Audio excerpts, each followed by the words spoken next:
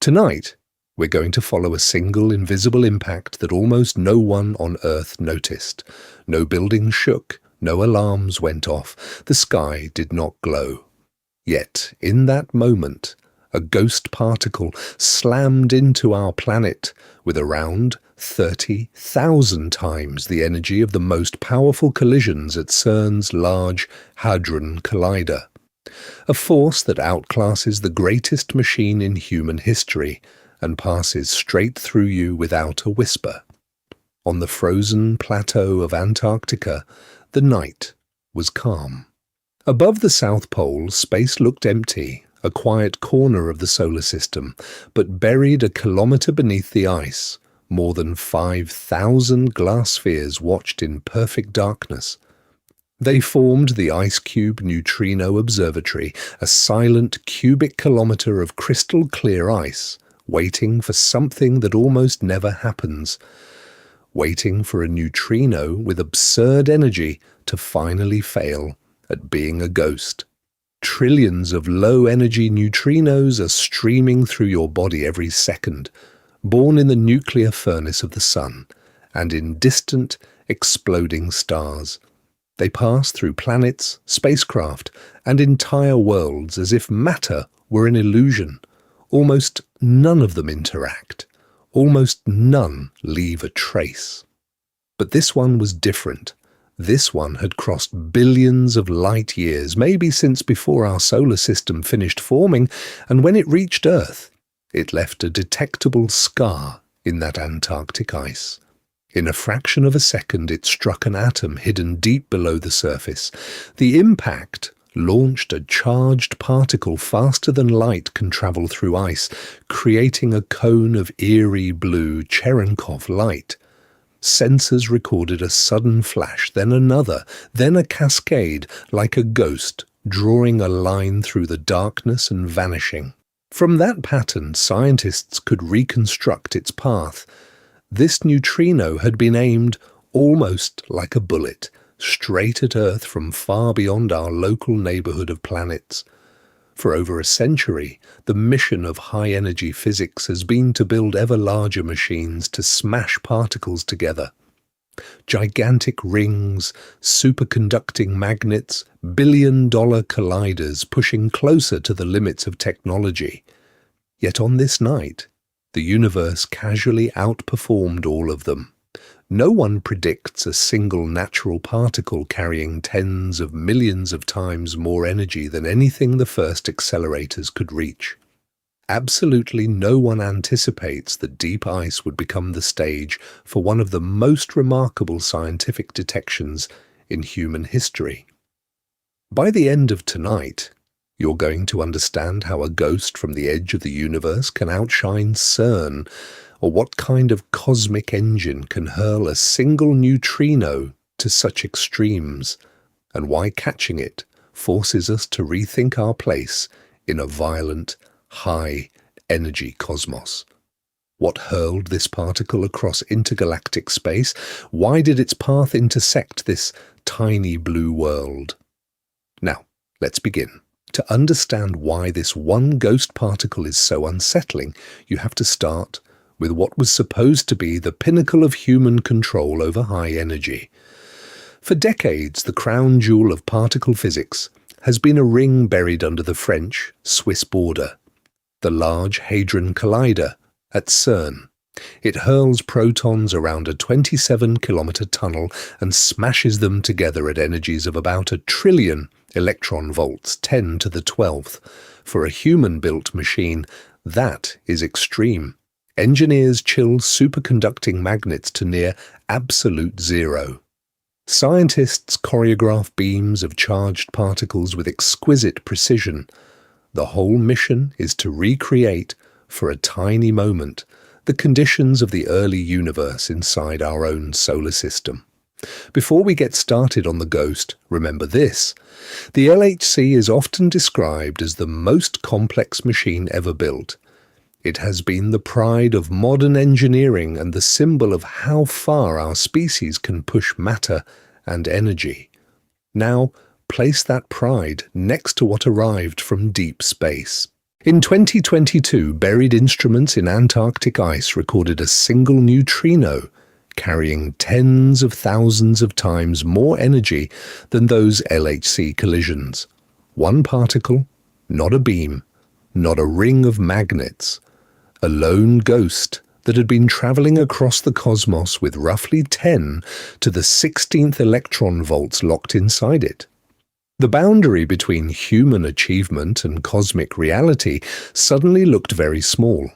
This is the contradiction, designed for a trillion, hit by something 30,000 times higher. The universe, without funding proposals or superconducting coils, had taken a single elementary particle and accelerated it far beyond the reach of our largest collider. No one expects a natural accelerator to outperform CERN by that margin. No one predicts that a neutrino, famous for barely interacting with the matter at all, would be the messenger that reveals it. The questions cascade. Where did it come from? What kind of engine out there among the galaxies and planets can grab a particle and fling it to such absurd energies? Why did it arrive from that particular direction in the sky, threading its way through the solar wind, through the magnetic fields of the Milky Way, and straight into a cubic kilometre of ice at the South Pole? And if one such particle has been caught, how many more pass through Earth every year, every day, without leaving a trace?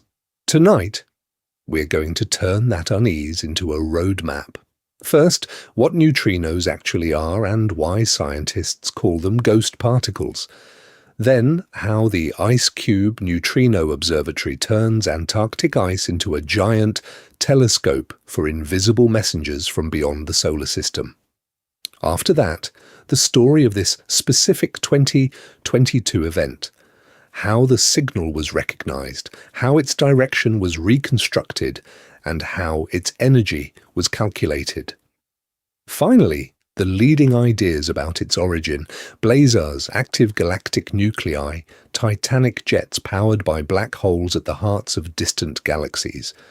By the end of tonight, you're going to understand how this single neutrino forces a rewrite of our models of extreme energy. You'll be able to picture an invisible high-energy universe all around us, a universe where space is filled with particles far more intense than anything we can make on Earth. And just when that picture starts to feel stable, the data from IceCube will push it right to the breaking point. So if you're still here, listening to scientists argue with the universe about a single ghost particle, that already says something about you. You're not just skimming headlines about space. You're the kind of person who wants to understand what's really happening in the dark, violent corners of the cosmos, where the rules of the solar system get pushed to the breaking point. Most people stop at, IceCube saw a crazy neutrino, cool.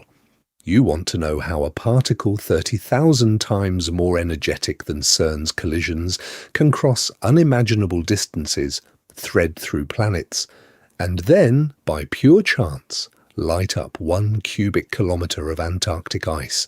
That curiosity is rare, and it's exactly who this channel is for, because topics like this are not easy.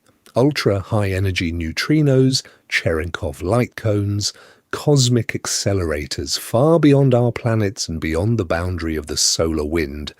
None of that drops out of a textbook ready for animation. To turn a blizzard of research papers into a clear picture that you can hold in your head, scientists' raw data has to be unpacked, cross-checked, and then rebuilt as a story that still respects the physics. That means time. Time to read what mission teams from IceCube publish, time to compare energies from the Large Hadron Collider's 10^12 electron volts up to the 10^15 and 10^6 electron volt monsters the cosmos fires at us.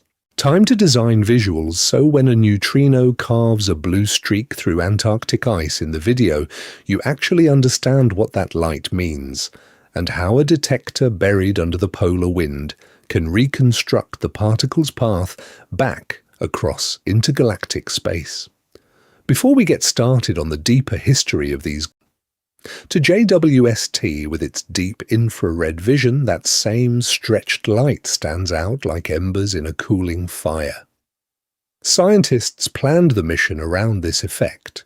Aim JWST at patches of apparently empty space, integrate for tens of hours, reveal tiny, chaotic, baby galaxies assembling a few 100 million years after the Big Bang. That is the expectation. Small fragments, messy star formation, not much mass yet locked into stars. The reality? No one expects what arrives in those first deep fields. In surveys like SEERS and JD's, the telescope starts returning candidates at redshifts greater than 10, even pushing beyond 13. That means these systems are shining when the universe is only about 300 to 400 million years old, and yet some appear compact, bright, and strangely well organized. Pattern interrupt. At those ages, theory predicts clumps. JWST is seeing structures. Some of these early galaxies seem to pack stellar masses approaching that of the Milky Way, a mature spiral that took billions of years to assemble in standard models. The boundary between too early and somehow already built is not where every scientist placed it. If the cosmic clock says the universe has barely left its cradle, why do parts of it look like they have already finished a long adolescence? Are the formation models missing a hidden accelerator, some new behavior of dark matter or gas that lets galaxies grow at impossible speeds?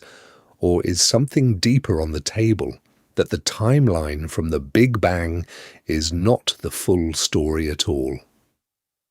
Tonight we're going to follow that question to its uncomfortable edge, because if the universe looks this mature this fast, one possibility is that this is not its first beginning. And the next step is to ask what happens if there were countless bangs before ours. Before we get started on multiverses and cosmic reboots, there's a hard line that has to be drawn. The Big Bang is not a story of absolute creation from nothing. It is a model of how space, time, and matter in our observable patch evolved from an early phase that was unimaginably hot, unimaginably dense, and already in motion.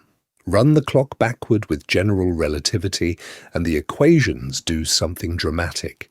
Densities climb, temperatures soar, the scale of the solar system, the galaxy, the entire cosmic web shrinks toward zero. Keep going, and the math spits out a point of infinite density and curvature, a singularity. That sounds like a beginning. In reality, it is a red warning light that the theory has hit a boundary where it no longer works. No one expects a real, physical infinity to exist in nature. When infinities appear in physics, they are not discoveries. They are diagnostic messages. They tell scientists that some ingredient is missing, that quantum gravity or new fields or a deeper framework must take over where classical space and time fail.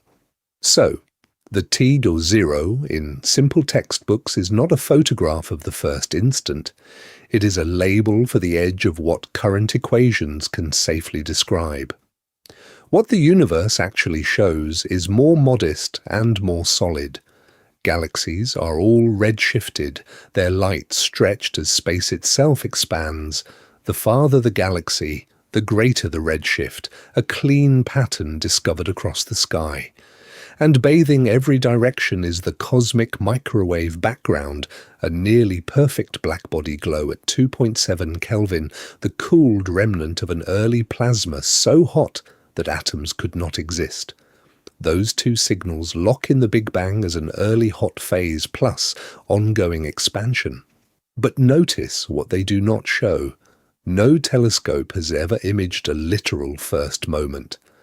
By the end of tonight, you're going to understand why many modern cosmologists already suspect that the Big Bang was not the absolute beginning, but the start of this particular expansion era. In some models, a previous universe contracts, heats, and then bounces. In others, eternal inflation keeps spawning new regions, each with its own bang, while our observable system is just one bubble in a much larger space. Pattern, interrupt. Forget for a second the philosophical weight of the beginning. Think like a mission planner. If this bang is only the latest launch in a long series, then JWST is not just looking back toward a birth event. It is testing how reliable our cosmic clocks and rulers really are. Now, let's begin to pull on that thread to understand why those early massive galaxies are so provocative. The next step is to unpack how distances, ages, and redshifts are actually measured, and where tiny cracks are starting to appear in the system we thought was secure. To pull on that thread, you have to turn those faint red smudges into something much more dramatic, cosmic timestamps. Tonight, we're going to use the color of ancient light to measure when galaxies were born, how fast they grew, and why JWST is making the early universe look uncomfortably crowded. Start with a single photon leaving a young galaxy. Space is smaller then. As the universe expands, the very fabric between that galaxy and our solar system stretches. The light wave stretches with it. What began as energetic blue or ultraviolet light is dragged to red, then to infrared, over billions of years. By the time it hits JWST's mirrors, the wavelength can be several times longer than when it left. That stretching is what scientists call redshift, labelled with the letter Z. Higher Z means a bigger stretch, and a bigger stretch means we are seeing further back in time. A galaxy at redshift ZW1 is seen when the universe is roughly half its current age. Push to Z10 and you are looking back more than 13 billion years into the first few 100 million years after the Big Bang. By the end of tonight, you're going to understand why those numbers matter so much. But color alone is not enough. Dust, age, and even odd stars can all make galaxies look red. To be sure that a smudge is truly distant, scientists use spectral lines from known atoms as cosmic barcodes. Hydrogen, oxygen, carbon, they all absorb and emit light at very precise wavelengths. Spread a galaxy's light into a spectrum and those lines appear as a pattern. Measure how far that pattern is shifted toward the red, and the redshift can be pinned down with exquisite precision. This is where JWST's mission gets tricky. Early on, some of the most extreme candidates galaxies claimed at Z15 were identified photometrically, using broad filters to estimate how red the light looked. No one expects those first estimates to be perfect. Spectroscopy later revealed that a few record breakers were imposters, closer galaxies reddened by dust or unusual stellar populations. But here is the pattern interrupt. Even after the corrections, a hard core remains.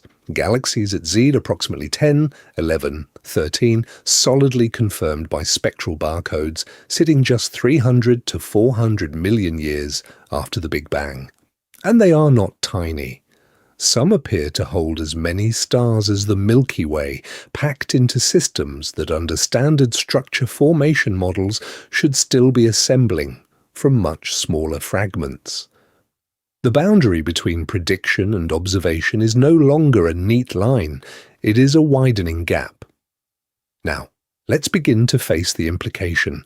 If these redshift timestamps are right, then galaxies grew up faster than our best lambda CDM models allow. To fix that, either the early universe behaved differently than expected, or the Big Bang itself may not be the simple, one-time beginning the textbooks describe. If the growth looks wrong, you need to check the blueprint. In cosmology, that blueprint has a name: lambda CDM. It is the quiet assumption behind almost every simulation, every distance estimate, every plot of how the universe evolved from the Big Bang to the present. Before we get started on the anomalies, you need to see how elegant this design is supposed to be. Lambda stands for dark energy, the smooth, mysterious pressure that accelerates the expansion of space on the largest scales. CDM stands for cold, dark matter, invisible mass that clumps under gravity but barely interacts with light. Add in ordinary matter, the atoms that make you, planets, spacecraft and stars, and mix it with tiny quantum ripples from an early burst of inflation, and you have the standard model of the cosmos. In this picture, the universe begins hot, dense, and nearly uniform. Almost. Inflation leaves microscopic overdensities and underdensities in the young plasma, like a faint static pattern stretched across space. As the universe expands and cools, gravity begins to amplify those tiny variations. Regions that start out a little denser pull in more mass. Dark matter falls together first, because it does not feel radiation pressure the way ordinary gas does. It forms invisible halos, gravitational wells waiting for fuel. Gas then drifts and crashes into those halos. It shocks, cools, and settles into rotating disks. Only then do the first stars ignite, lighting up the dark matter scaffolding. The build-up is hierarchical. Small halos merge into bigger halos, tiny proto-galaxies slam together and assemble into larger systems. Expectation versus reality is very clear here. Expectation. The early universe should be dominated by small, irregular clumps. Reality, if lambda CDM holds, should not include fully grown giants too soon. Tonight, we're going to lean on the clock built into this model. By 300 to 500 million years after the Big Bang, corresponding to redshifts around 10 to 13, lambda CDM predicts a cosmos of dwarfs.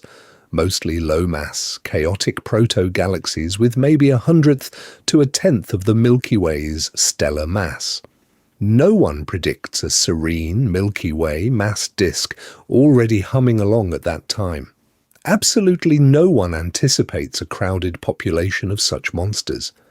To turn those expectations into numbers, scientists run immense supercomputer simulations. They program in dark energy with a specific density, cold dark matter with a specific behavior, and the initial quantum fluctuations tuned to match the cosmic microwave background. Out the other side comes a movie. At each redshift, you can count how many galaxies of a given mass and brightness should exist. There is a maximum mass you expect to see, and a number density. How many per cubic megaparsec of space? By the end of tonight, you're going to understand why JWST is now pressing on that boundary. If its earliest galaxies are truly too massive and too abundant for lambda CDM's script, then something has to give. Either galaxies found a faster, more efficient way to grow in the young universe, or the opening chapter, the way expansion, inflation, and perhaps even the Big Bang itself began, needs a radical rewrite. The next step is to ask which of those options the data will allow. Now, let's begin with one of the most jarring examples. JWST has flagged a candidate galaxy at a redshift of about 13. That means the light left when the universe was only around 300 million years old. Yet the stellar mass estimate for this tiny smudge of light rivals and may even exceed the Milky Ways.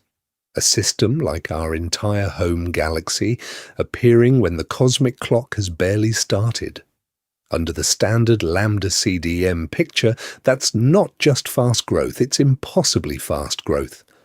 To get a Milky Way scale stellar mass, dark matter must first collapse into a massive halo, gas must cool inside that halo, and generations of stars must form, live, and die, enriching the gas with heavier elements.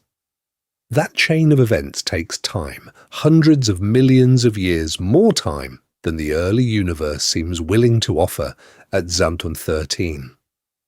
Tonight, we're going to stay on that tension point for a moment, because it isn't just one wild outlier.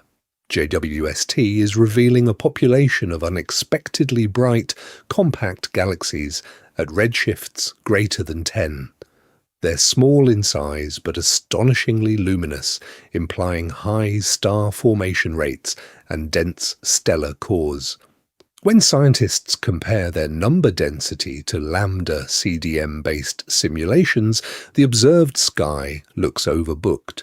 Too many massive, mature-looking systems too early, in too little cosmic volume. Prediction versus observation comes into sharp focus here. The models say the early universe should be dominated by tiny, still-assembling fragments. JWST's infrared eyes are instead finding what look like finished products, or at least galaxies far ahead of schedule. No one expects the first few 100 million years to host this many heavyweights. No one predicts such a crowded, brilliant frontier at the edge of cosmic dawn, so the mission shifts from discovery to interrogation. Are these galaxies really that massive, or are the stellar population models misleading us? Astronomers are reanalyzing the spectral energy distributions, tweaking assumptions about how bright young stars are, how quickly they evolve, and how much light dust may be hiding. They test whether gravitational lensing is quietly magnifying some of these sources, or whether their redshifts are misestimated, placing them closer than they appear. Before we get started rewriting cosmology, every conventional escape hatch is being checked. Deeper follow-up spectra, alternative fitting codes, new simulations that push star formation efficiency to its limits. The numbers shift. Some candidates move down in mass, a few fall out of the high redshift sample entirely, but a pattern remains. Even after corrections, the early universe still looks too mature, with structures that feel more like middle chapters than opening lines. By the end of tonight, you're going to understand why that unresolved tension is driving some scientists to a radical question. If galaxies are older than our timeline allows, is the timeline wrong, or is the beginning only one beginning among many? So does this mean the Big Bang is in trouble, or that our imagination is finally catching up to the data? Headlines say JWST has killed the Big Bang, that it broke cosmology. The reality is far less apocalyptic and far more interesting. Before we get started, draw a line between the headline war and the actual scientific mission. The dramatic claim is simple. Early massive galaxies mean the whole picture of a hot, dense beginning must be wrong.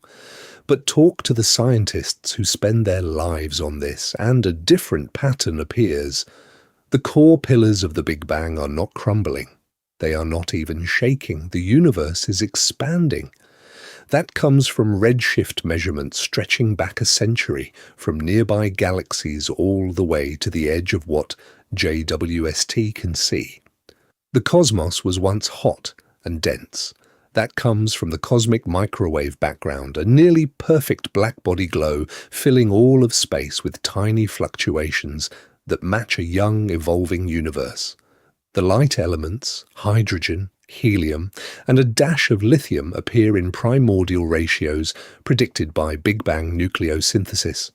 JWST's galaxy counts do not touch any of that. So what is actually under pressure? Not the existence of a hot beginning, but the fine print. The standard lambda CDM model predicts how quickly small ripples in that early plasma grow into galaxies, clusters, and the large-scale cosmic web. When JWST finds candidates at redshift 10, 12, even 13 with stellar masses approaching the Milky Way, it is not erasing the Big Bang. It is challenging the timeline for how rapidly structure can assemble from dark matter halos and cooling gas. Here is the pattern interrupt. The question might not be, did the Big Bang happen, but what set the initial conditions that Big Bang models assume?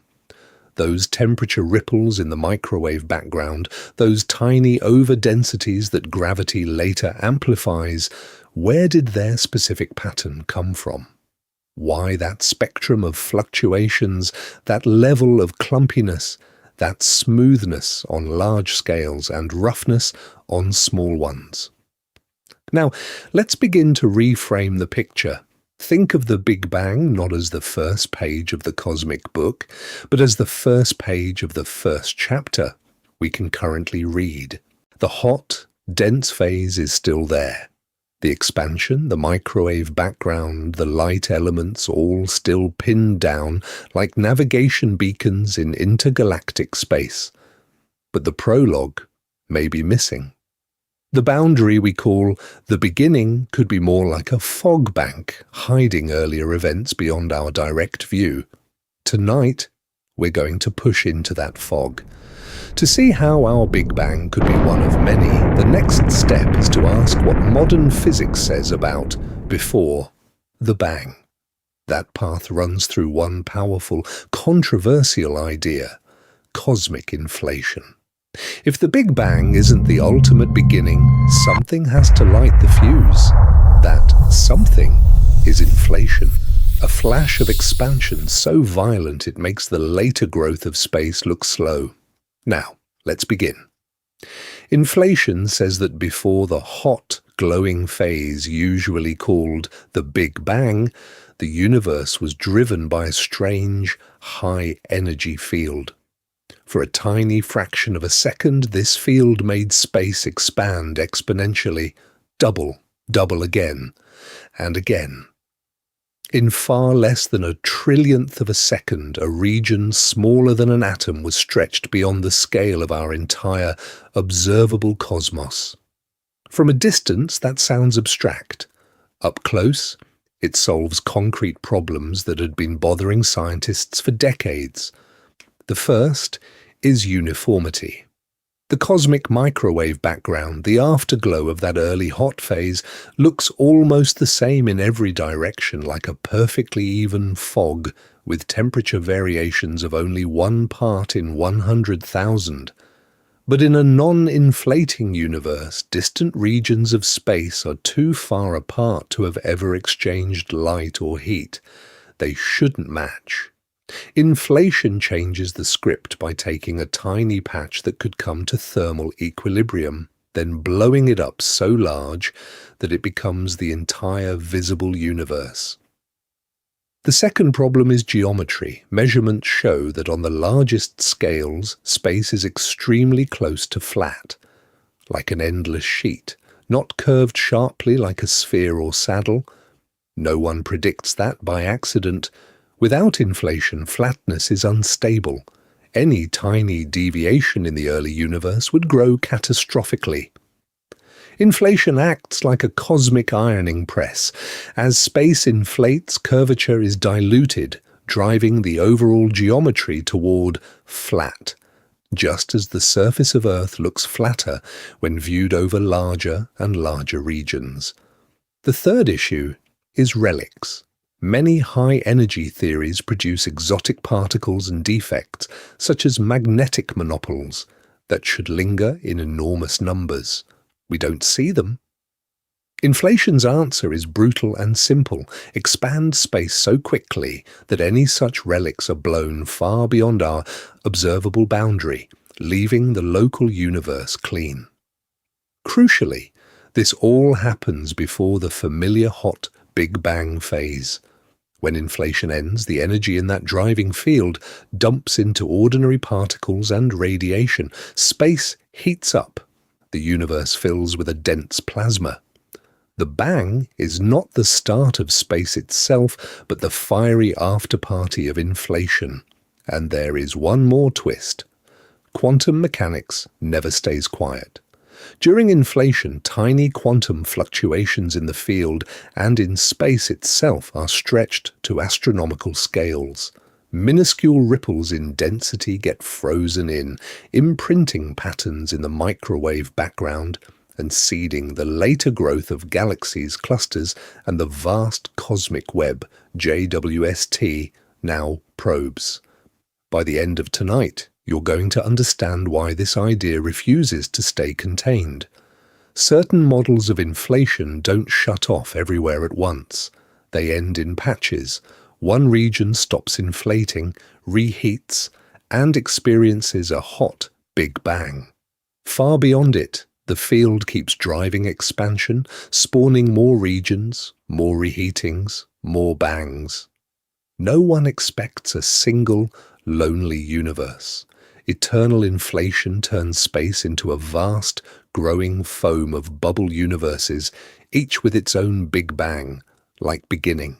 And absolutely no one anticipates what that means when telescopes like JWST start testing the fine print written into our particular bubble. In eternal inflation, that foam is not a metaphor, it is the main event. Space itself is the medium, and quantum physics keeps shaking it. Tiny fluctuations in the inflaton field mean that in some regions the field rolls down and decays, dumping its energy into particles and radiation. Inflation ends there. A hot, dense fireball erupts. To the observers who will one day evolve inside, it looks like a Big Bang. But the surrounding regions do not cooperate. While one patch reheats and cools into galaxies and planets, the inflaton field in neighboring patches fluctuates the other way. It stays high, it keeps driving expansion. Those regions balloon faster than light, stretching beyond causal contact, while the finished regions freeze into isolated bubbles. The result is strange. The more inflation ends in some places, the more total volume is still inflating beyond them. Before we get started on what that means for our own cosmic history, picture a pot of water on a stove. At first, it is calm. Then, as heat builds, the surface trembles. Small bubbles appear, then vanish. Eventually, stable bubbles form, detach from the bottom, and rise. In eternal inflation, the boiling water is inflating space. The bubbles are pocket universes. Each bubble is a region where the inflaton has decayed and inflation has ended, triggering a hot Big Bang, like beginning inside. The analogy goes further. In a real pot, bubbles can have different sizes, merge or rise at different speeds. In an eternally inflating space-time, quantum fluctuations can push different patches down different paths. Some bubbles might inherit slightly different values of physical constants, different particle masses, or even different numbers of light particle species. Designed for a single set of universal laws, classical cosmology encounters a multiverse where law becomes local. By the end of tonight, you're going to understand why that is such a radical shift. In this picture, the Big Bang is not the origin of everything. It is the local end of inflation in our particular bubble. One event in a vast, growing ensemble.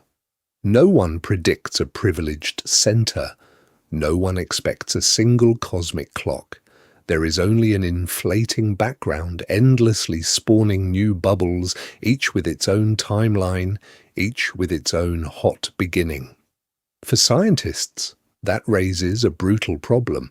How do you test a theory when almost all of its predictions live beyond your cosmic horizon, forever outside your observable sky?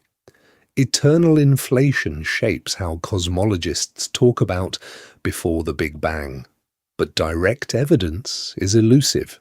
Maybe subtle imprints in the cosmic microwave background, maybe rare collisions between bubbles leaving circular scars in the sky, maybe the distribution of early galaxies that telescopes like JWST are now mapping. Tonight, we're going to follow that thread. Because if our universe is just one bubble in an endless foam, the anomalies JWST has discovered at the edge of visibility might be the first hints that the boundary of our own bubble is closer and stranger than anyone ever imagined. So pause for a second and do something strange. Forget explosions, forget beginnings. Picture a simple line of numbers stretching left and right without end. You can point to 0. You can mark it, circle it, build an entire coordinate system around it. But there is no first negative number sitting out there to the left. The line just keeps going. Tonight, we're going to borrow that idea and drop it straight into cosmic time. In that picture, the Big Bang is like 0 on the number line. Special, transformative, a reference point every clock in the solar system silently traces back to. But that does not mean there was a literal first second with nothing at all before it. Time could extend endlessly in the negative direction, even if every calculation in modern cosmology labels the bang as TT0. Some scientists already treat it that way.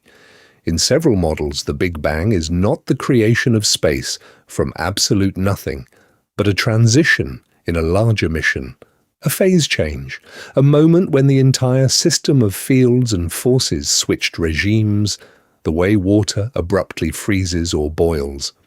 Before that transition, there is still a kind of space, still a kind of time, still a kind of cosmic wind blowing through a different set of rules. This is where language starts to mislead. The human brain likes clean before and after, laid out like planets on a neat timeline. But near the Big Bang, the usual picture of a smooth line may fail. Quantum gravity takes over, space and time themselves fluctuate, distances blur, durations smear, and the tidy boundary between earlier and later can dissolve into something no one predicts from everyday experience. Some theories go further and say time is not fundamental at all. In loop quantum gravity, in certain holographic models, what is truly basic is a web of relationships, a timeless pattern of correlations. Time in that view is an emergent bookkeeping trick that large classical universes use to understand change. Ask what happened before the Big Bang in that framework, and the question becomes like asking what is north of the North Pole. It sounds meaningful. It secretly isn't. Pattern interrupt. That does not mean the conversation stops. It means the physics has to get more ambitious. By the end of tonight, you're going to understand that beyond eternal inflation, entire families of models take this no first second idea seriously.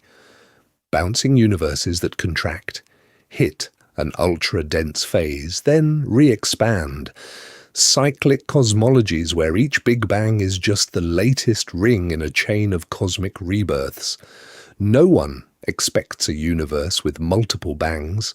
Absolutely no one anticipates that spacecraft data, microwave background maps, and JWST's view of ancient galaxies might all be hinting that our own Big Bang is only one chapter in a much longer, looping story. Now, let's begin to follow those models into territory where, before the Big Bang is not forbidden at all, but required. In the standard picture, the story is brutally simple. Space expands, galaxies drift apart. The solar system coasts along on that expansion, and over trillions of years, everything thins into darkness. But reverse the film. Run the expansion backward. Every galaxy rushes inward, every cluster tightens, until the entire observable universe is crushed into a region where gravity wins everywhere, all at once. Classical general relativity says that if there is enough mass and density, the expansion must eventually stall, then turn around. A universe like that doesn't just slow, it contracts. Distances shrink, temperatures rise, and the same equations that describe a Big Bang in the past predict a mirror image in the future, a big crunch. Push that contraction to its logical end and the math drives space, time, and matter into a singularity of infinite density and zero volume. But there is a problem. Singularities are not places. They are warnings, a signal that the theory has been pushed beyond its boundary of validity. Before we get started on wild speculation, remember what singularities did for black holes. They told scientists that something new had to appear at extreme densities, where quantum physics and gravity collide. Loop quantum cosmology is one attempt to answer that call. In this framework, space is not smooth, it is made of tiny, discrete loops, an almost granular geometry. As a contracting universe approaches Planck-scale densities, those quantum loops push back. Gravity, which has been relentlessly attractive, effectively becomes repulsive. No one predicts this from classical equations alone. It only appears when quantum rules are written directly into the fabric of space. Now, imagine the contraction continuing until this repulsive regime switches on. Instead of a final crunch into a singularity, the collapse slows, halts at a minimum but non-zero size, and then rebounds. That rebound is the bounce. From the inside, it looks like a Big Bang, space rushing outward, radiation cooling, matter condensing into the first stars and planets. But in this view, the Big Bang is not the beginning. It is the middle frame of a longer film, the turning point between a previous universe collapsing and our universe expanding. Some models go further. They let this process repeat. Expansion, cooling, structure formation, then reversal, contraction, compression, then another quantum bounce. Over an effectively infinite time span, you get an oscillatory cosmos, a cyclic mission where bangs and crunches follow one another like cosmic heartbeats, each cycle inheriting subtle traces from the last. Tonight, we're going to push that idea right up against JWST's data, because if our universe is the child of a previous cycle, tiny asymmetries, leftover patterns in the cosmic microwave background, or even the way early galaxies cluster, could be fossils of a former cosmos. By the end of tonight, you're going to understand why finding massive, well-organized galaxies so early might be exactly what a bounced universe would have prepared in advance, and why the next section has to ask what, if anything, survived the last crunch into our current expansion. So if a previous cosmos left fingerprints in our sky, how do you even write equations for a universe that dies and comes back? Tonight, we're going to step into one of the boldest attempts, loop quantum cosmology. Now, let's begin. In standard general relativity, space is smooth, continuous. You can zoom in forever and always find a smaller distance, a smaller volume, a smaller sliver of time. Push that picture backward, and the math drives the whole solar system, all galaxies, all matter, into a single point of infinite density, the Big Bang singularity. It's elegant as a theory of expansion and catastrophic as a theory of beginnings. Loop quantum gravity takes a knife to that infinity. It says space itself is built from discrete units, like a fabric woven from microscopic loops. At the Planck scale, about 10 to the minus 35 meters, there is no smaller pixel of area or volume. Space-time isn't a smooth ocean, it's a granular sea made of atoms of space, each carrying quantum information about geometry. When that idea is applied to the whole universe, scientists get loop quantum cosmology. Same large-scale equations that describe expansion, but with a new ingredient, quantum geometry. As the universe contracts and the density climbs, those atoms of space don't let volume shrink continuously to zero. Instead, the geometry itself starts to push back. Here's the twist. In Einstein's picture, gravity is always attractive for normal matter. More density means stronger pull, faster collapse, inevitable crunch. In loop quantum cosmology, when density approaches a critical value close to the Planck density, extra terms appear in the equations. They act like a repulsive force, an anti-gravity born from the quantum structure of space, not from exotic new particles. Prediction versus observation inside the math is brutal. Classical equations say volume goes to zero, curvature goes to infinity, time ends. The loop-modified equations say something radically different. There is a minimum non-zero volume where the repulsive quantum pressure exactly balances gravity. Contraction slows, stops, and then reverses. The singularity is replaced by a bounce. That bounce has consequences. It means the branch of the universe we call before the Big Bang isn't a mystical nothing. It's a contracting phase mathematically connected through the bounce to our expanding phase. No one expects a full mirror copy of our cosmos on the other side, but the equations describe a real, dynamical universe that existed before our hot, dense beginning. And absolutely no one anticipates how far this could go. If every crunch triggers a quantum rebound, the Big Bang isn't a unique moment, it's one event in a potentially long sequence of cosmic cycles. The mission then becomes clear. Hunt for subtle scars of the bounce in the cosmic microwave background, in the distribution of early galaxies, in the way primordial gravitational waves might ripple through space. So far, those signatures hover just beyond our current observational boundary. They're not confirmed, but by the end of tonight, you're going to understand why loop quantum cosmology gives a concrete, testable way to turn many bangs from poetic metaphor into hard physics, and why the next section has to ask what, if anything, could actually cross that bounce from a dying universe into ours. Loop quantum cosmology gives you a bounce inside the equations of space-time itself, but there's another idea that doesn't just bend time. It rearranges what our universe even means. Now, let's begin. Picture everything you know.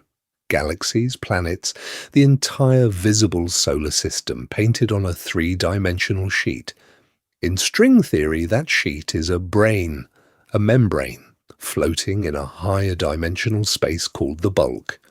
To you it feels like ordinary space. You can move left, right, up, down, forward, back.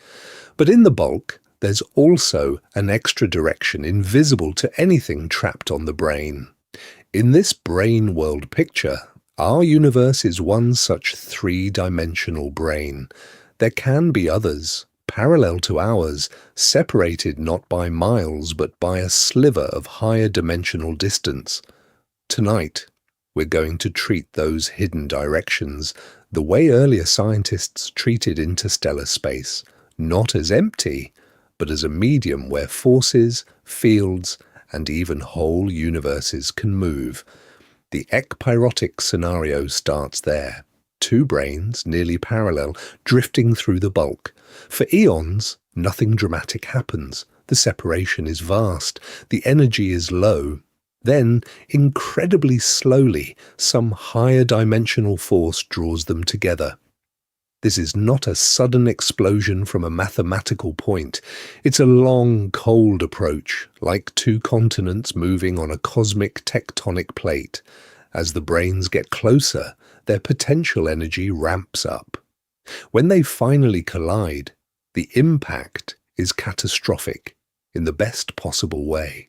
The collision releases enormous energy, heating our brain to unimaginable temperatures, filling it with radiation and matter. To any observers made of that matter, locked into the brain and unable to see the bulk, it looks exactly like a Big Bang, a hot, dense beginning, rapid expansion, a universe suddenly flooded with light. But in the cyclic version, that collision is not a one-time event. After the impact, the brains rebound and begin to move apart again.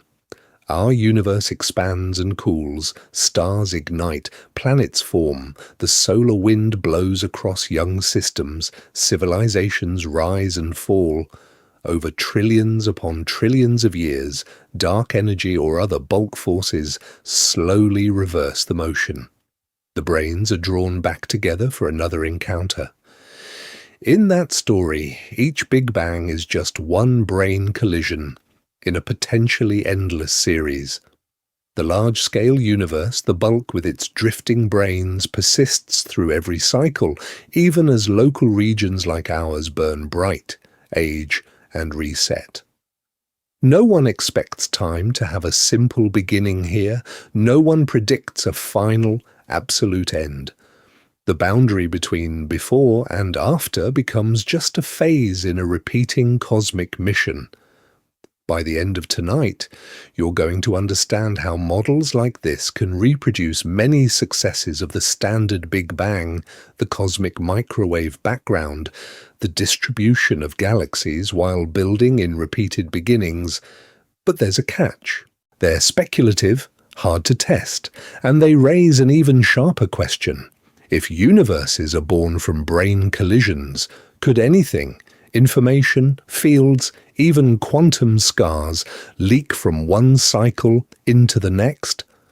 The next section has to confront that possibility. If that sounds abstract, brains colliding, universes bouncing, rewind for a second and look at the pattern. 3 very different ideas have quietly done the same radical thing to the Big Bang. They've taken it off the throne as the first moment of everything. Before we get started on JWST's role in this, anchor the 3 frameworks already on the table. First, eternal inflation, a quantum field driving space to expand faster than light, with rare patches where inflation ends. Each patch cools, reheats, and becomes a bubble universe with its own Big Bang, its own laws, its own cosmic mission. Not one explosion, but a field of explosions, still blooming beyond our horizon. Second, quantum bounces. In loop quantum cosmology and related models, the hot, dense phase is not a wall where time stops. It's a rebound. A previous universe collapses, densities rise to a quantum gravity boundary, and instead of a singularity, space-time reverses. Contraction turns into expansion, death into birth. The Big Bang as a turning point in a longer trajectory. Third, cyclic brain collisions. In those scenarios, our observable universe lives on a 3-dimensional brain, floating in a higher dimensional space. Another brain drifts nearby. Over immense timescales they approach, collide, and the kinetic energy of that collision becomes the heat of a new Big Bang. Then the brains separate, the universe cools, structures form, and the cycle sets up again. By the end of tonight, you're going to understand why no one predicts that cycle to be gentle. 3 stories, 1 shared twist. The hot, dense phase that standard cosmology calls the beginning is, in all of them, a transition. Not the solar system's launch, but a gravity assist. Not the first second of time, but a dramatic maneuver in a much longer flight plan. So picture a night sky filled with fireworks. From where you stand, one shell erupts overhead, dazzling, filling your entire field of view. That's our Big Bang. From inside it, this one blaze feels like the only show. But step back. Higher up, beyond your local sky, countless other bursts are going off, some already fading, some just igniting, some leaving faint smoke patterns that influence the next round. Our Big Bang as one firework in a grand cosmic display. Tonight, we're going to push that image one step further.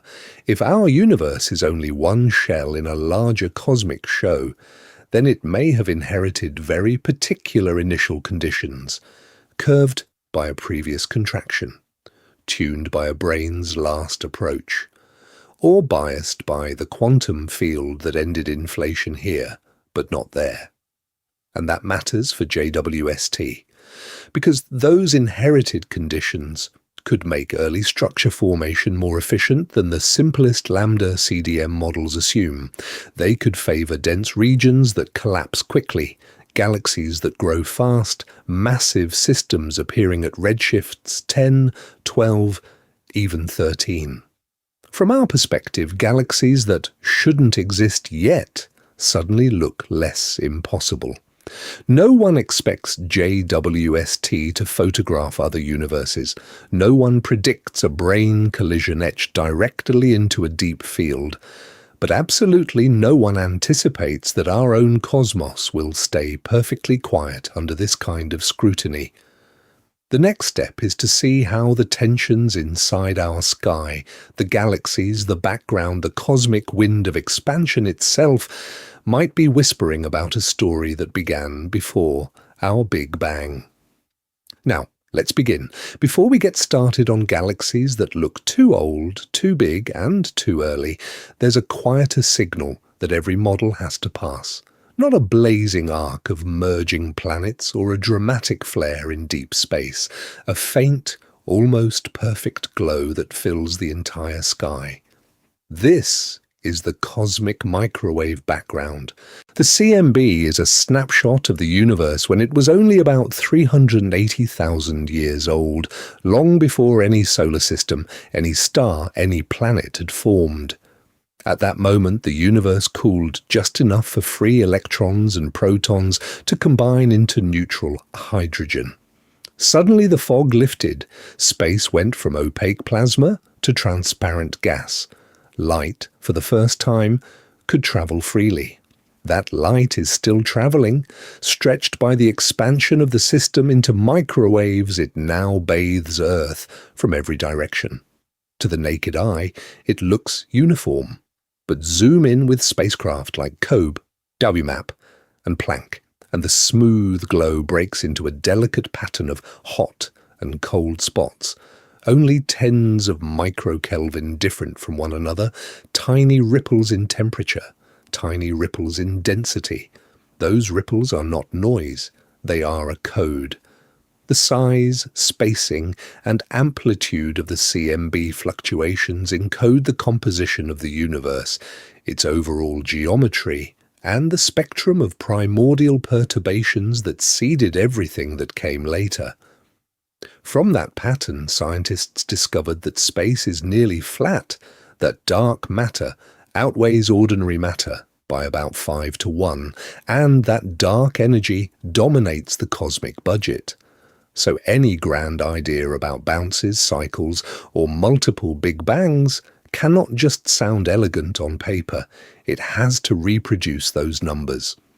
The precise peaks and troughs Planck measured, the way the fluctuations change with angular scale, the exact balance of radiation, matter, and dark energy. No one expects a cyclic universe to get a free pass here. No one predicts a multiverse that can ignore the sky we actually see. Now contrast that baby picture with what JWST is doing. The CMB shows the universe as a nearly smooth plasma ocean. JWST shows the same system a few 100 million years later, when that smoothness has broken. The initial perturbations have grown under gravity into clumps of gas, stars, galaxies, and clusters. Instead of microkelvin ripples, JWST sees blazing arcs of star formation and massive structures at redshifts Z10, where standard models expected only small, tentative galaxies. Prediction versus observation again. The CMB tells us the starting spectrum of fluctuations. JWST reveals how far those fluctuations have evolved by the time the universe is a cosmic teenager. If galaxies are too massive, too early, something in the growth history or in the initial conditions themselves has to give. By the end of tonight, you're going to understand the tension. The CMB locks in a hot, dense early phase with exquisite precision, but it does not uniquely tell whether that phase had a before. JWST's anomalies might be the first hint that our Big Bang is one frame in a longer reel. The next question is whether the growth from CMB ripples to JWST galaxies carries fingerprints of previous cycles, previous bangs, or a deeper boundary beyond our own beginning. Before we get started on rewriting the universe, there's a hard question to face. What if these galaxies are not as overgrown as they look? What if the tension is partly an illusion born from how we translate faint photons into cosmic histories? Every stellar mass estimate is a chain of assumptions. To turn JWST colors into "this galaxy has 10 billion suns," scientists must assume how stars formed over time, what elements they contain, and how many low-mass versus high-mass stars exist.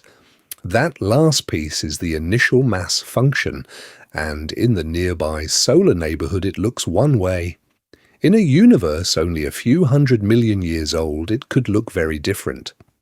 Change the star formation history, and a galaxy that seems to have built its mass in a frantic burst might instead be growing more gently.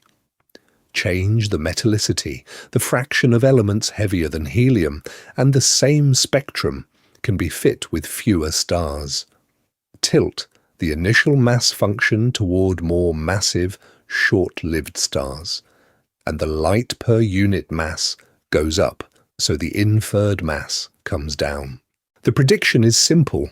Tweak the ingredients, and some of JWST's monsters shrink. Then there is dust. Cosmic soot grains can redden a galaxy's light, making it look older, cooler, and more massive than it really is. A young, vigorously star-forming system veiled in dust can mimic a sedate, middle-aged population. Add gravitational lensing on top of that, foreground galaxies and clusters magnifying background sources, and luminosities can be inflated by factors of several.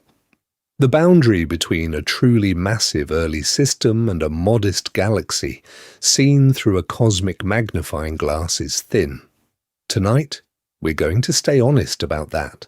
Some of the most extreme early JWST candidates have already been revised downward.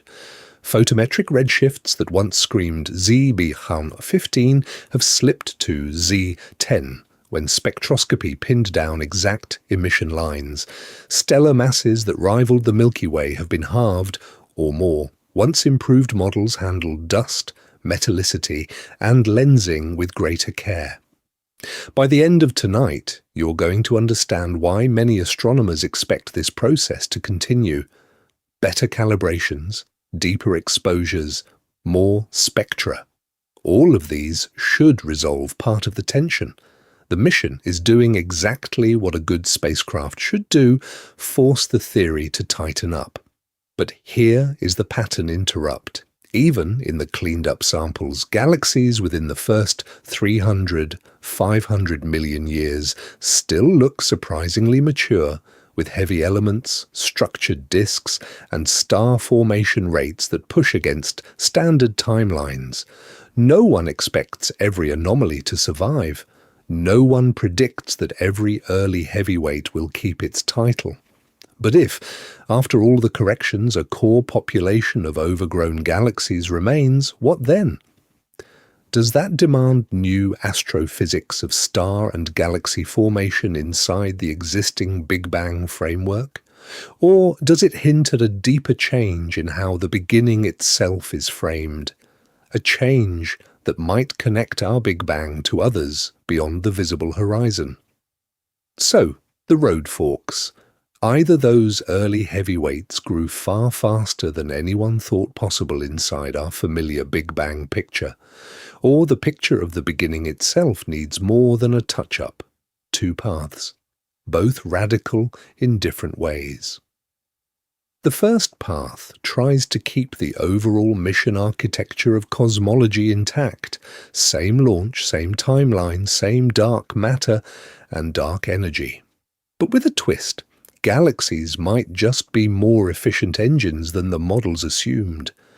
In the pristine hydrogen and helium, right after the cosmic dawn, star formation could run hotter, denser, and cleaner.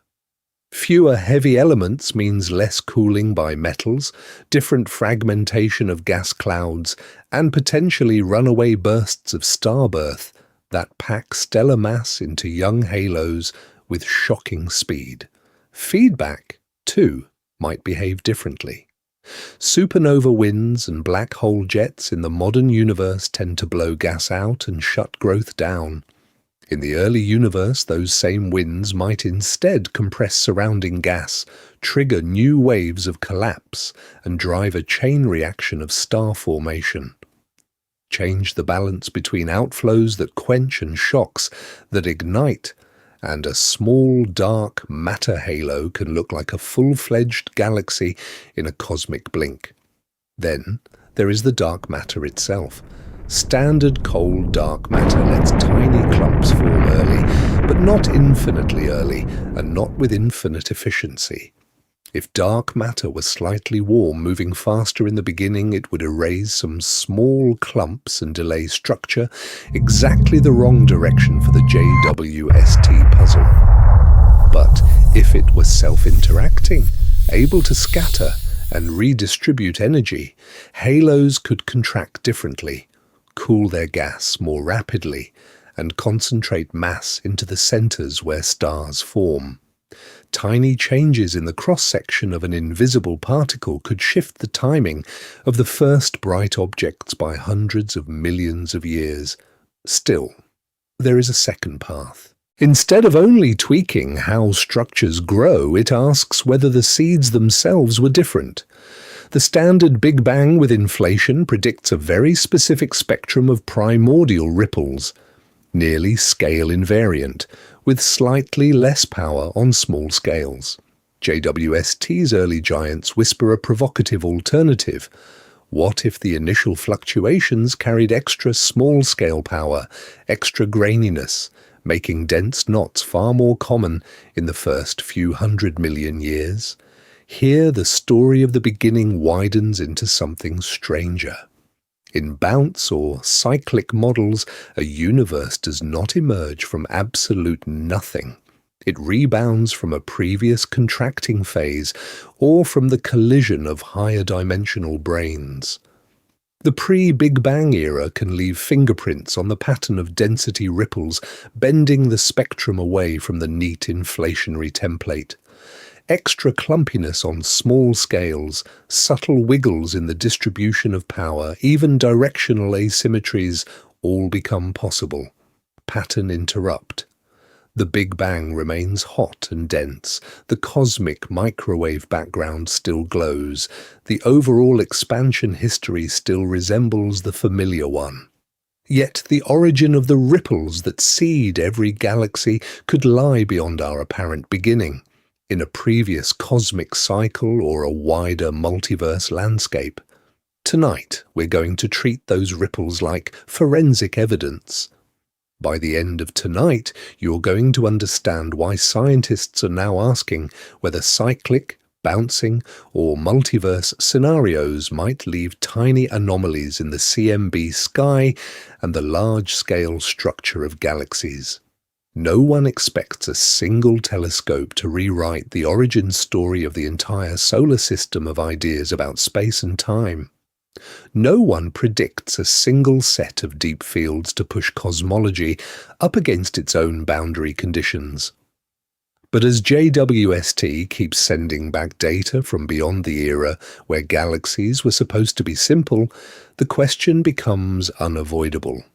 Are we just underestimating how fast structures grow, or are we seeing the faint glow of other bangs behind our own? If there were other bangs behind our own, they wouldn't just vanish without a trace.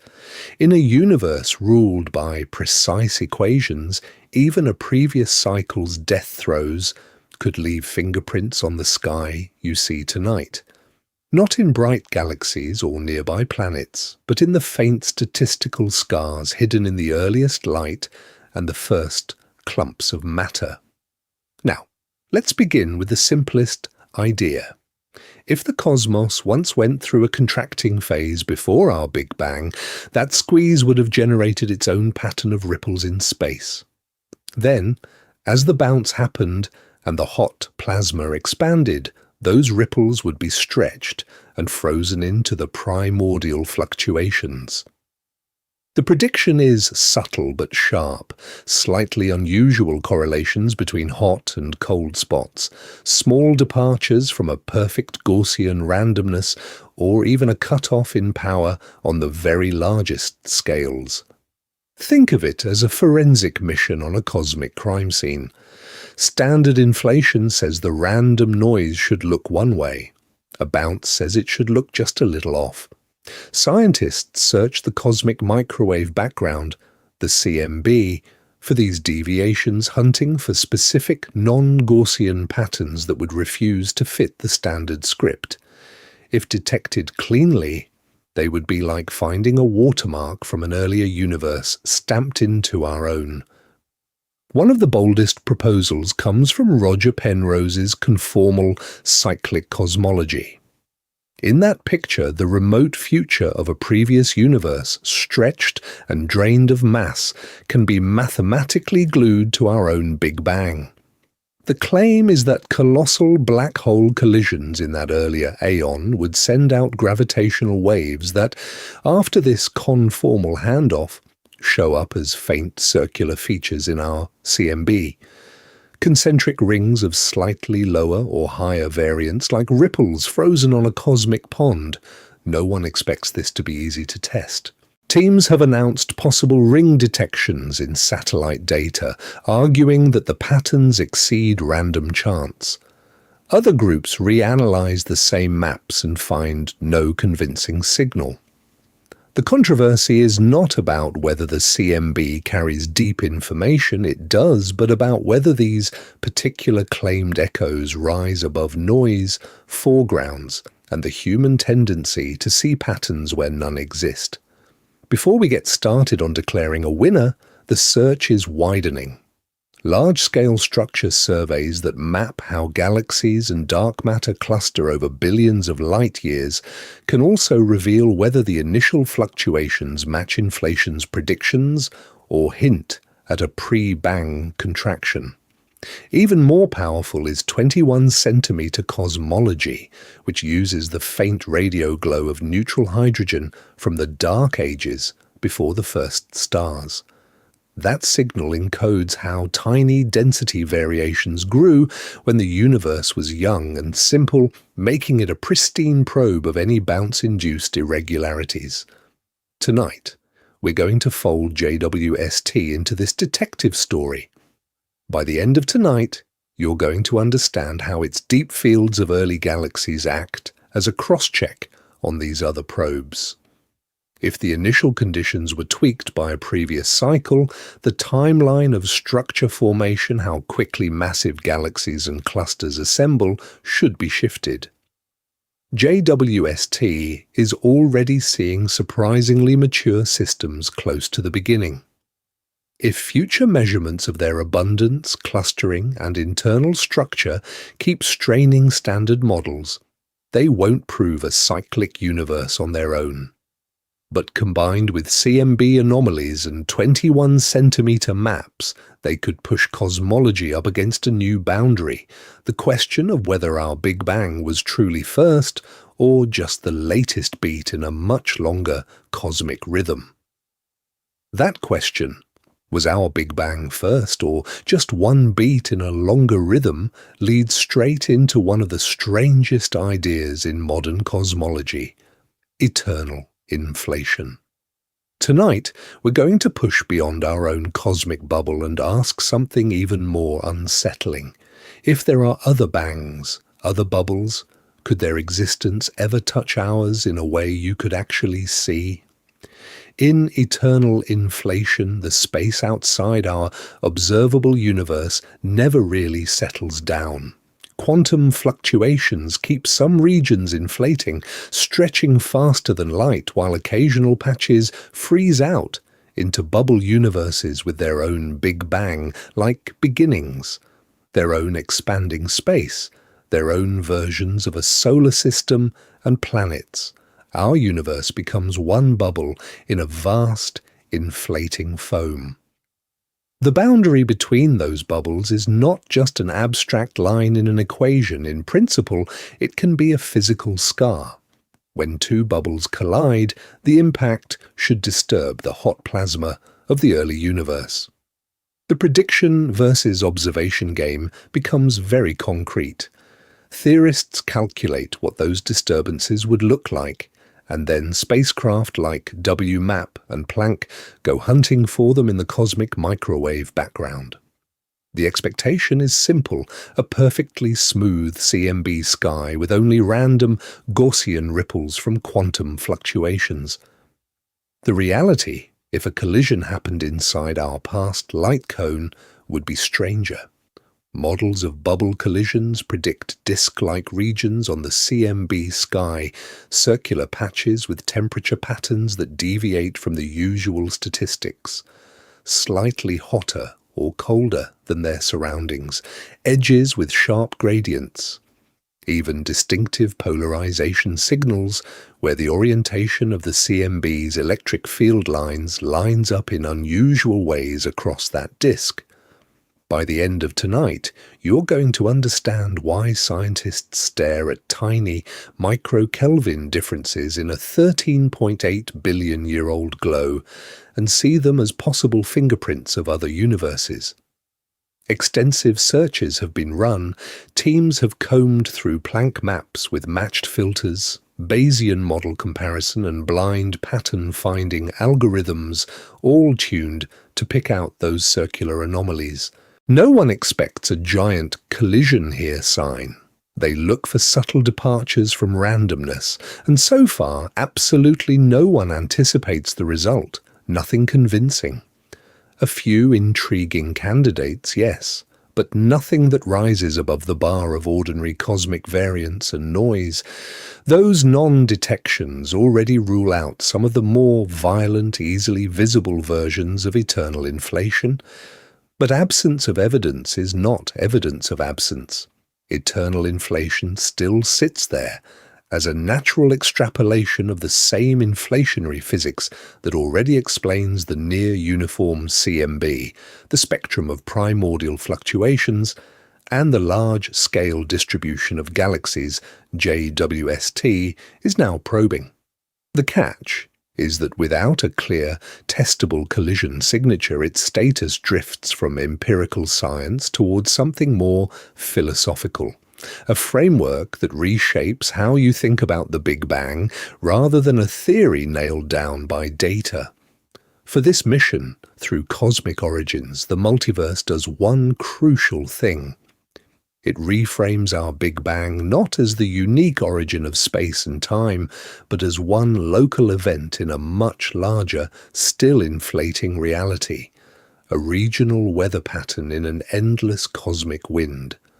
The boundary that once felt absolute becomes just a horizon. But if other bubbles never leave scars in our sky, is there any other way to tell whether they're real or just an elegant story the equations whisper to scientists in the dark? So before racing off to chase those other bubbles, pause here. This is the midway checkpoint. By the end of tonight, you're going to understand not just what scientists think the Big Bang was, but what it very carefully was not. The traditional story sounds simple.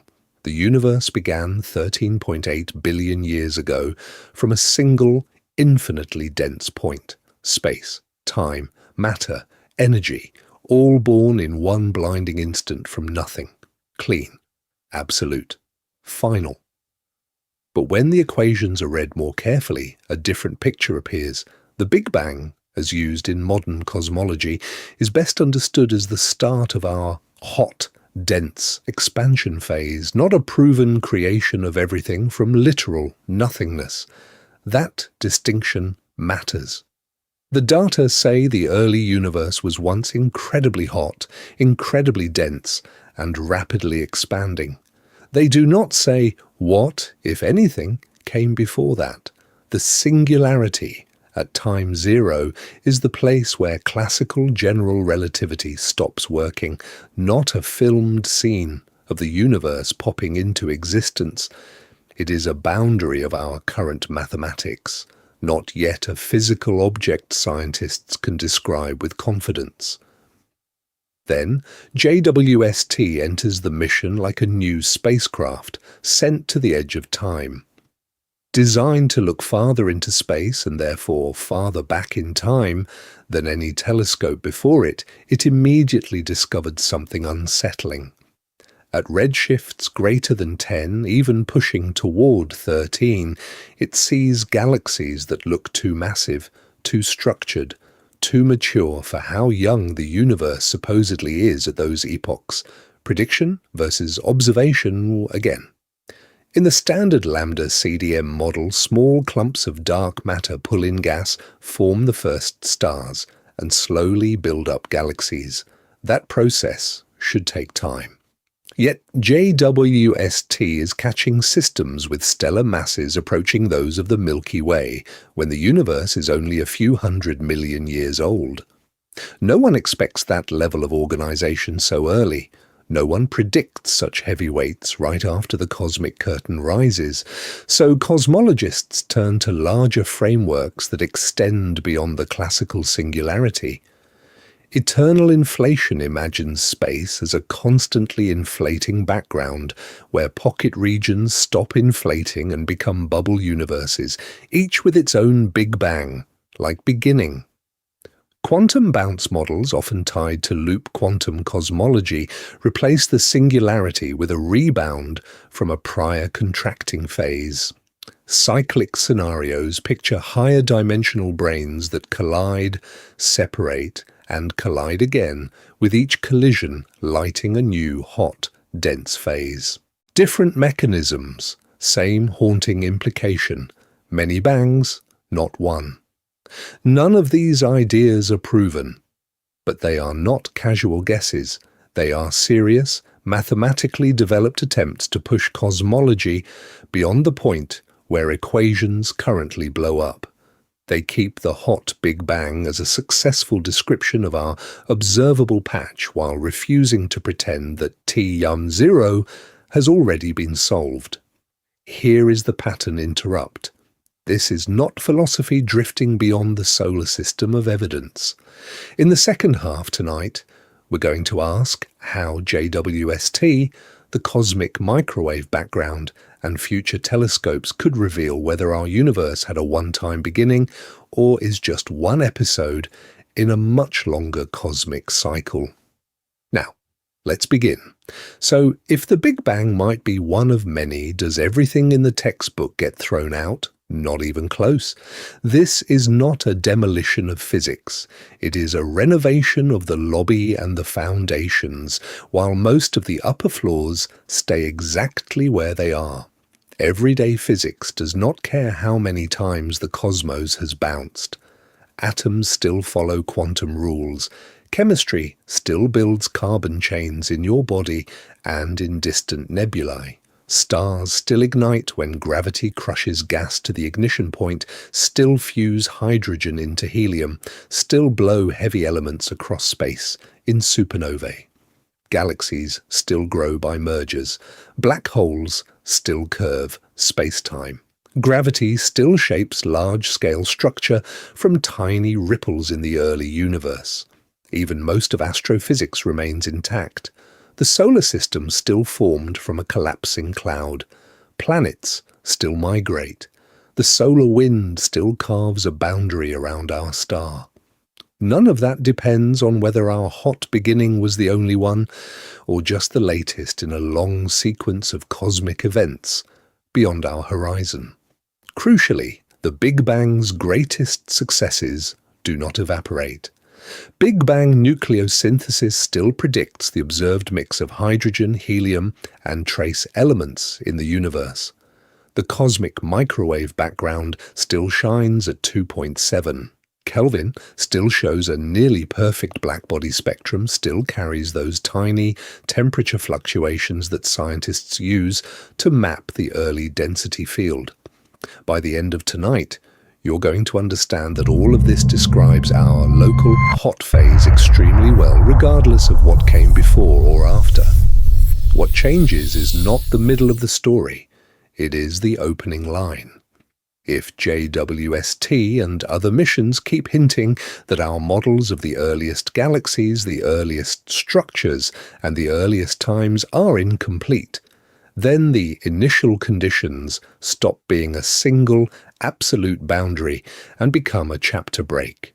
The global structure of space-time may be larger, older, and stranger than a single expanding bubble. In that picture, the age of 13.8 billion years does not vanish, it gets a new label. It becomes the time since our last bang, the duration of this particular expansion episode. Beyond that, there might be no meaningful total age at all. Just cycles or branching regions or an eternal background in which bangs occur like storms in a vast cosmic weather system. Before we get started on those possibilities, it is worth emphasizing this is an expansion of the story, not a cancellation. The Big Bang remains a cornerstone, like the heliopause in the solar system. It marks a real physical transition in our region of space-time. What changes next is how far beyond that boundary we dare to look, and what kind of previous universe could have left ours in its wake. Tonight, we're going to follow that boundary outward. Tonight, we're going to stretch the question of what came before into something even stranger. Are we a normal universe, or the cosmic equivalent of a statistical fluke? In day-to-day life, typical is easy. Count people, count outcomes, do the math. But in an infinite or even just unimaginably large multiverse, that intuition breaks. This is the measure problem. If there are endlessly many regions of space, endlessly many Big Bang-like events, how do scientists even define what fraction of observers see a universe like this one? 1 over infinity divided by another infinity does not give a clean answer. Some inflation models push this to the limit. Eternal inflation doesn't just give one hot Big Bang, it keeps the process going, budding off new regions with different properties, like planets forming in a vast solar system of bubble universes. In some versions, the physics that sets the strength of gravity, the density of dark energy, even the spectrum of primordial ripples, can vary from bubble to bubble. The mission then becomes statistical. Among all those regions, where do observers usually find themselves? Here the answers split. In certain models, almost every observer who can form at all ends up in a universe that looks very much like ours. Long-lived stars, stable atoms, galaxies that condense from tiny quantum fluctuations. In others, universes like this are rare oases in a desert of sterile space, and observers are weird outliers, riding a low probability fluctuation. Expectation versus reality turns into a cosmic identity question. To even talk about this, scientists lean on anthropic reasoning. You observe a universe compatible with your existence because you cannot exist in most of the alternatives. It sounds trivial, but it has teeth. If 99.999% of universes expand so fast that matter never clumps into galaxies, no one is there to complain. The debate is whether this is an explanation or just a selection effect, dressed up as understanding. Cyclic models pose a different challenge. If the cosmos bounces, if there is a sequence of expansions and contractions, does each cycle converge towards similar conditions, like a system settling into a rhythm? Or does the configuration of each bounce wander, so every Big Bang is one draw from a cosmic lottery? In one picture, universes become more alike over time. In the other, diversity never stops, and this particular Big Bang is just one ticket that happened to win observers. Now, Let's begin to tie this back to JWST. If the early universe turns out to be unusually efficient at building massive galaxies, if the primordial wind of structure is stronger than standard models predict, that could be a clue. Maybe selection effects favor big bangs that overproduce structure. Maybe deeper principles weight the measure toward universes where complexity turns up quickly. By the end of tonight, you're going to understand why that quiet question, "Are we typical?" might decide which origin story survives. Because next, the data from JWST will collide head-on with those origin stories. Because next, the data from JWST will collide head-on with those origin stories. But before that collision, there's a trap to disarm. The word nothing. In everyday language, nothing means empty. No planets, no spacecraft, no atoms. Just blank space stretching out forever.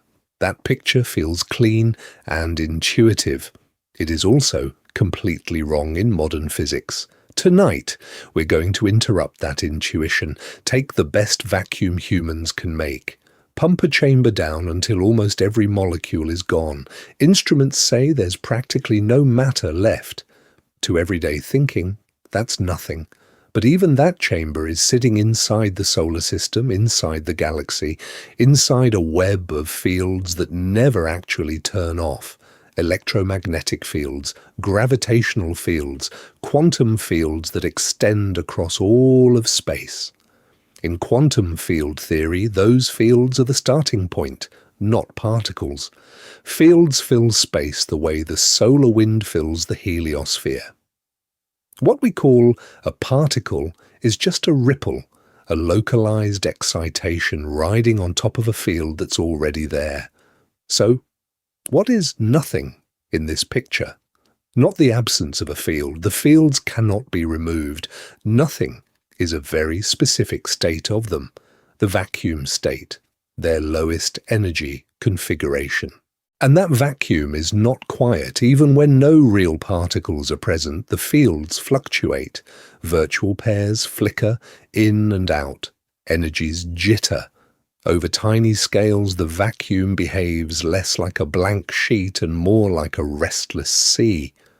No one expects this when they first hear the word nothing, but to scientists, this seething ground state is the default. Now, let's begin to connect this to universes. Some proposals suggest that given the right vacuum, quantum fluctuations could tunnel into new regions of space that inflate and pinch off as baby universes. It sounds like a universe from nothing, but look closely. Those scenarios already assume a background, pre-existing quantum fields, pre-existing laws, a rule book that tells the vacuum how to fluctuate and space-time how to curve. This is not absolute nothingness. It is a very particular something, with structure and equations baked in from the start. Here's the pattern interrupt. When cosmologists say the Big Bang might be the beginning, they often mean the beginning of our observable space-time patch, not the origin of the laws themselves. The hot, dense early phase at redshift Zdenim or 1009 could be just one chapter in a longer mission. That distinction opens the door. If nothing already contains fields and rules, then models where universes emerge from previous ones, or from timeless mathematical structures, stop sounding like wild speculation and start sounding like natural extensions. Loop quantum cosmology replaces the singularity with a bounce. Eternal inflation turns one bang into many. Cyclic models let the cosmic clock tick through multiple aeons. By the end of tonight, you're going to understand why JWST's ancient-looking galaxies don't just challenge when our universe began. They pressure what beginning even means. Because next, those galaxies at the edge of what we can see will start hinting at what might have come before our Big Bang. Those galaxies at the edge of what we can see, they're just the opening act. To understand what they're really telling us, the story has to rewind past them into a time when there were no galaxies at all, no stars, no planets, just a universe full of darkness and invisible potential. Now, let's begin. After the Big Bang's hot, dense blaze, the cosmos cooled. Protons and electrons combined into neutral hydrogen. Light decoupled and streamed freely as the cosmic microwave background. Then, silence. For hundreds of millions of years there were no visible light sources. The universe was filled with neutral gas, expanding, cooling, and gently clumping under gravity. This era is called the Cosmic Dark Ages. Space was not empty, but it was dark. During this time, hydrogen atoms were extremely efficient at absorbing ultraviolet light, so even when the very first stars flickered on, their photons didn't travel far. The universe had a fog, a neutral hydrogen fog that blocked high-energy light and kept the large-scale cosmos opaque. Rionization is what happens when that fog burns off.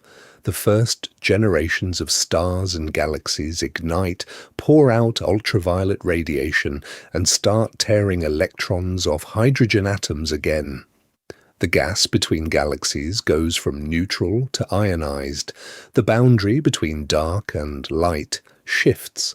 Slowly at first, then faster, bubbles of ionized regions grow, overlap, and eventually percolate through the whole observable universe.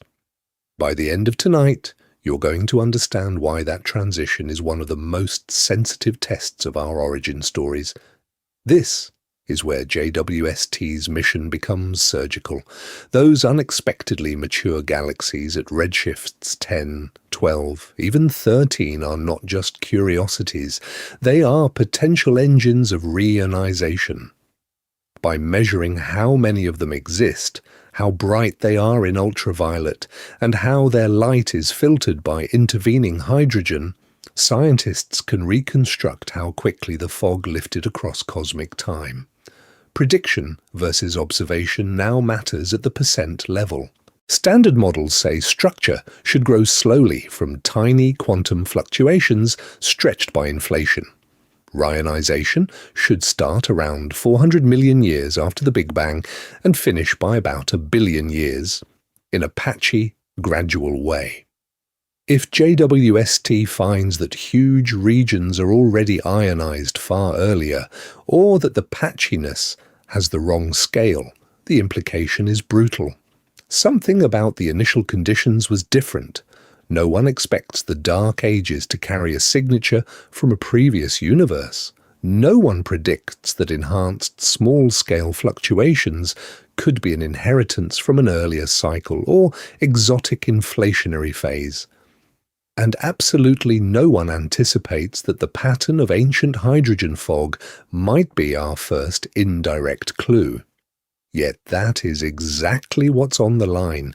If the timing and geometry of reionization refuse to match the script, then the fog between the first stars may be whispering about events before our Big Bang. The question is, how do you read a message written in the glow of galaxies that no longer exist? To decode that message, you have to zoom out, way out. Because those vanished galaxies were never isolated islands. They were beads on threads in a vast invisible tapestry that astronomers call the cosmic web. Now, let's begin. In the modern picture, galaxies are not sprinkled randomly through space. They line up along filaments, intersecting at dense nodes that grow into gigantic clusters, with enormous dark voids in between. Gravity takes tiny density ripples in the early universe, amplifies them over billions of years, and stretches them into this web. That's the script. First, small fluctuations, then slow collapse, finally, mature structure. The surprise is that JWST is catching the Webb in the act far earlier than expected, surveys peering to redshifts of 10 and beyond, when the universe was only a few 100 million years old, are finding tight knots of galaxies that look like proto-clusters and elongated chains that resemble baby filaments. These are not lone pioneers drifting in a smooth cosmic fog. They're already gathering, already organizing, as if someone hit fast forward on structure formation. In standard lambda CDM models, building a massive cluster is a long-haul mission. Dark matter, halos merge, gas cools, stars ignite, and over billions of years, gravity sculpts the cosmic web. The expectation is clear. At very high redshift, you should see the seeds, not the nearly finished bones of the network. Yet some of these early overdensities contain enough mass to rival later time clusters, and they stretch across tens of millions of light years. No one predicts that level of coordination so soon after the Big Bang. So what would it take to grow a web this quickly? One option is enhanced small-scale power, slightly stronger initial ripples on short distances, giving gravity a head start. Another is different dark matter behavior. If dark matter interacts with itself or moves a bit less like cold, collisionless particles and more like a complex fluid, it could clump faster, pulling galaxies into filaments earlier. By the end of tonight, you're going to understand why these small tweaks have enormous consequences for the entire cosmic timeline, but there's a deeper possibility. Those enhancements might not be random. Pre-Big Bang phases, bounces, cycles, or an earlier contracting universe could imprint extra structure into the initial conditions, seeding a web that is already pre-patterned when our hot phase begins. In that view, the Big Bang is not a clean origin, it's a handoff. So, which is it? Are these early filaments the signature of an unusually fertile Big Bang inside a single self-contained cosmos? Or are they the inherited scaffolding of a universe that has been through this before, with each cycle leaving faint architectural blueprints in the next? Before we get started on the boldest models, we need to ask how far the evidence can really push us beyond one beginning. So to test those possibilities, scientists are about to widen the lens. JWST stares deep into narrow pencil beams of space. The next generation will sweep the whole sky. Tonight, we're going to move from one telescope's close-up portraits to a grand, panoramic map of the cosmos. Now, let's begin with the Nancy Grace Roman Space Telescope and Euclid. On paper, their mission is modest: measure dark energy, dark matter, and the large-scale structure of the universe. In reality, they are designed to turn the entire sky into a laboratory, tracing how galaxies and clusters fill space across tens of billions of light years. Where JWST zooms in, Roman and Euclid zoom out. The contrast is striking. JWST might spend dozens of hours on a single infant galaxy. Roman will capture fields hundreds of times larger in one shot, while Euclid will survey a third of the sky. That sheer coverage gives something JWST alone cannot: statistical power. With billions of galaxies, scientists can measure how clumps of matter grow with time, how fast structures assemble, and how the initial seeds of fluctuation were laid down in the first fraction of a second. The prediction is clear. In standard lambda CDM, the growth of structure follows a very specific curve set by dark matter, dark energy, and quantum ripples stretched by inflation. The observation is what matters.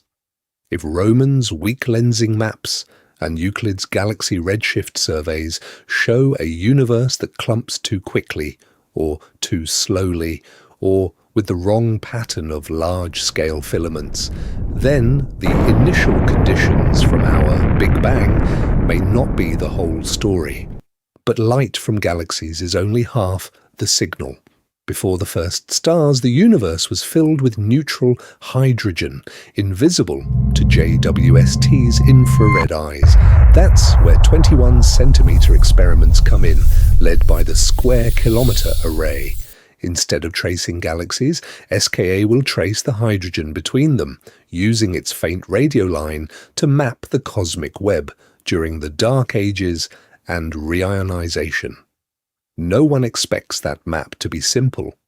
SKA's goal is to watch the first bubbles of ionized gas grow and merge as the first stars and black holes ignite, to see how early structure channels matter along filaments that may already be hinted at in JWST's deep fields. It is the missing middle chapter between the smooth cosmic microwave background and the fully lit universe of galaxies. Put together, JWST's deep, narrow cones, Roman's wide, sharp snapshots, Euclid's vast 3D redshift grid, and SKA's hydrogen tomography form a single, enormous data cube. A three-dimensional record of structure formation from near the Big Bang to the present. By the end of tonight, you're going to understand why that is dangerous for our simplest models. Because if, across all of these independent windows, the deviations from lambda CDM line up, if growth is off by the same factor, if the largest scales carry an unexpected imprint, if the earliest structures look pre-assembled, in a way absolutely no one anticipates, then the signal may not be random noise. It may be the first observational hint that our Big Bang was not the first, and that the universe remembers more than one beginning. And that is where the boldest models start to look less like speculation and more like the next boundary to cross. Those possible imprints sound thrilling. But there's a hard question that has to be faced next. How far can a single species on a single planet actually see into a cosmic cycle that might span countless bangs? Now, let's begin with the most fundamental boundary of all, the particle horizon. Think of it as the maximum distance from which light has had time to reach you since our Big Bang, not since some eternal past, since this specific hot, dense phase 13.8 billion years ago. Light, gravity, information of any kind can only travel so fast. And the universe has only been around so long. The observable universe is just the spherical bubble carved out by that travel time. Inside that bubble, telescopes are time machines. JWST can look back to redshifts 10, 13, and beyond, catching galaxies only a few 100 million years after the beginning of our local expansion. The cosmic microwave background lets scientists push even further to just 380,000 years after the Big Bang, when the plasma fog finally thinned and photons could stream freely through space. But before that, no light crosses directly. The horizon becomes a wall. Beyond that wall, space does not suddenly end. The larger system may continue indefinitely, or branch into regions where other bangs have already come and gone. Eternal inflation pictures an endless froth of bubble universes. Cyclic models imagine vast domains of a cosmos that contracts, bounces, and expands again. But from within one bubble, beyond the particle horizon is, in principle, unobservable. No signal from those regions has had time to reach this side. No spacecraft, no mission, no amount of clever engineering changes that. And there is a second limit, even more sobering. In an accelerating universe dominated by dark energy, there is also a cosmic event horizon. Some galaxies we see today are already receding so fast that any light they emit in the future will never catch up to us. The expansion of space outpaces the light trying to cross it. Over trillions of years, more and more of the cosmic web will slip permanently beyond communication. The universe does not just have a past horizon, it has a future horizon too. That means many multiverse and cyclic scenarios will always live at the edge of physics and philosophy. No one expects a clean, smoking gun photograph of another bubble universe. No one predicts a neat replay of a previous cycle on a cosmic screen. Some questions will remain out of reach, not because scientists lack imagination, but because the structure of space-time itself refuses to deliver the data. But within those limits, there is still a narrow window where hints can leak through. By the end of tonight, you're going to understand why cosmologists obsess over subtle patterns in the CMB, over the exact way galaxies cluster on the largest scales, over early massive systems that JWST has discovered far too soon. A tiny temperature asymmetry, an odd alignment of fluctuations, a statistically impossible arrangement of ancient galaxies. These could be the fingerprints of collisions between bubble universes or of a pre-bang phase echoing into our sky. Before we get started on those signatures, there's one more twist.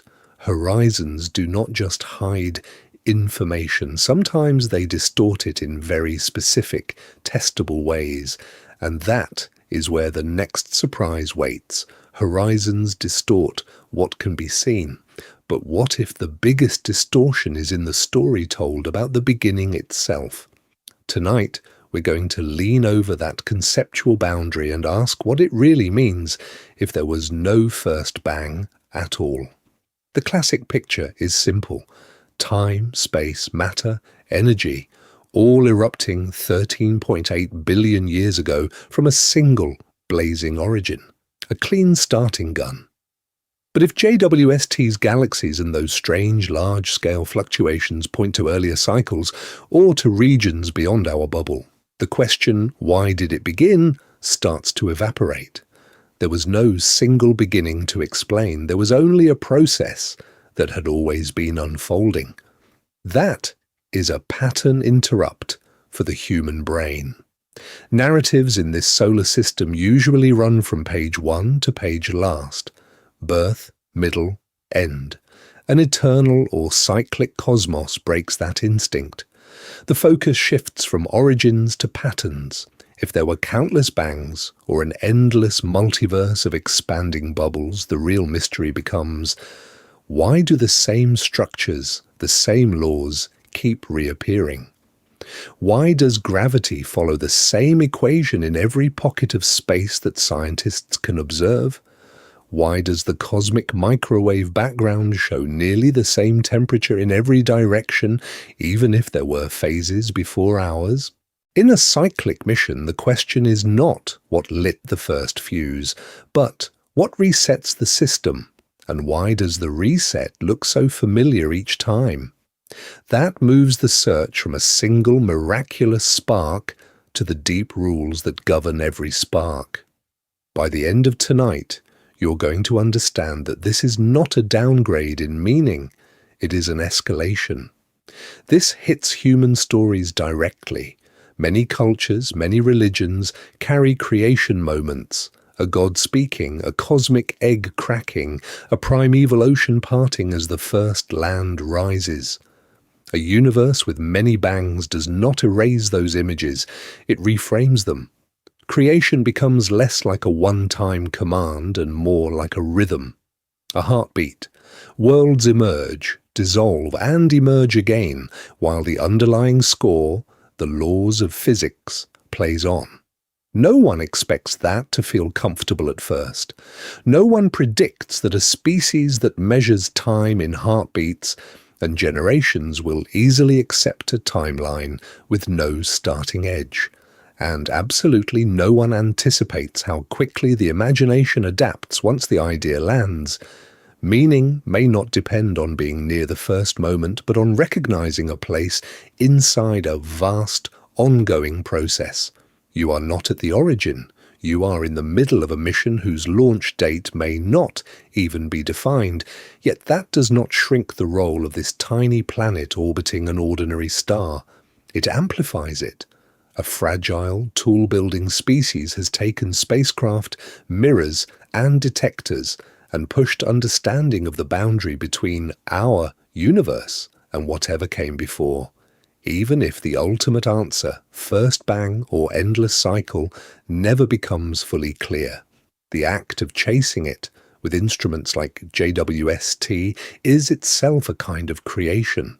It creates new knowledge, new questions, new ways to see the same dark sky. Now, let's begin to look at how those distortions in the light, those subtle warps in space and time, might carry the next clues. Those warps in space and time bring the journey full circle. Remember the opening promise, that tonight we're going to follow one of the most remarkable journeys in human history. Not a mission through the solar system on a pair of aging spacecraft, but a mission through ideas. From a clean, single Big Bang story to a universe where that bang might be one chapter in a much longer script. At first, the Big Bang looked like a neat beginning, time, space, and matter all compressed into a hot, dense state 13.8 billion years ago, then expanding and cooling into the galaxies and planets seen today. Clear origin, clear timeline, clear boundary at t=0. By the end of tonight, you're going to understand why that clarity is starting to fray at the edges.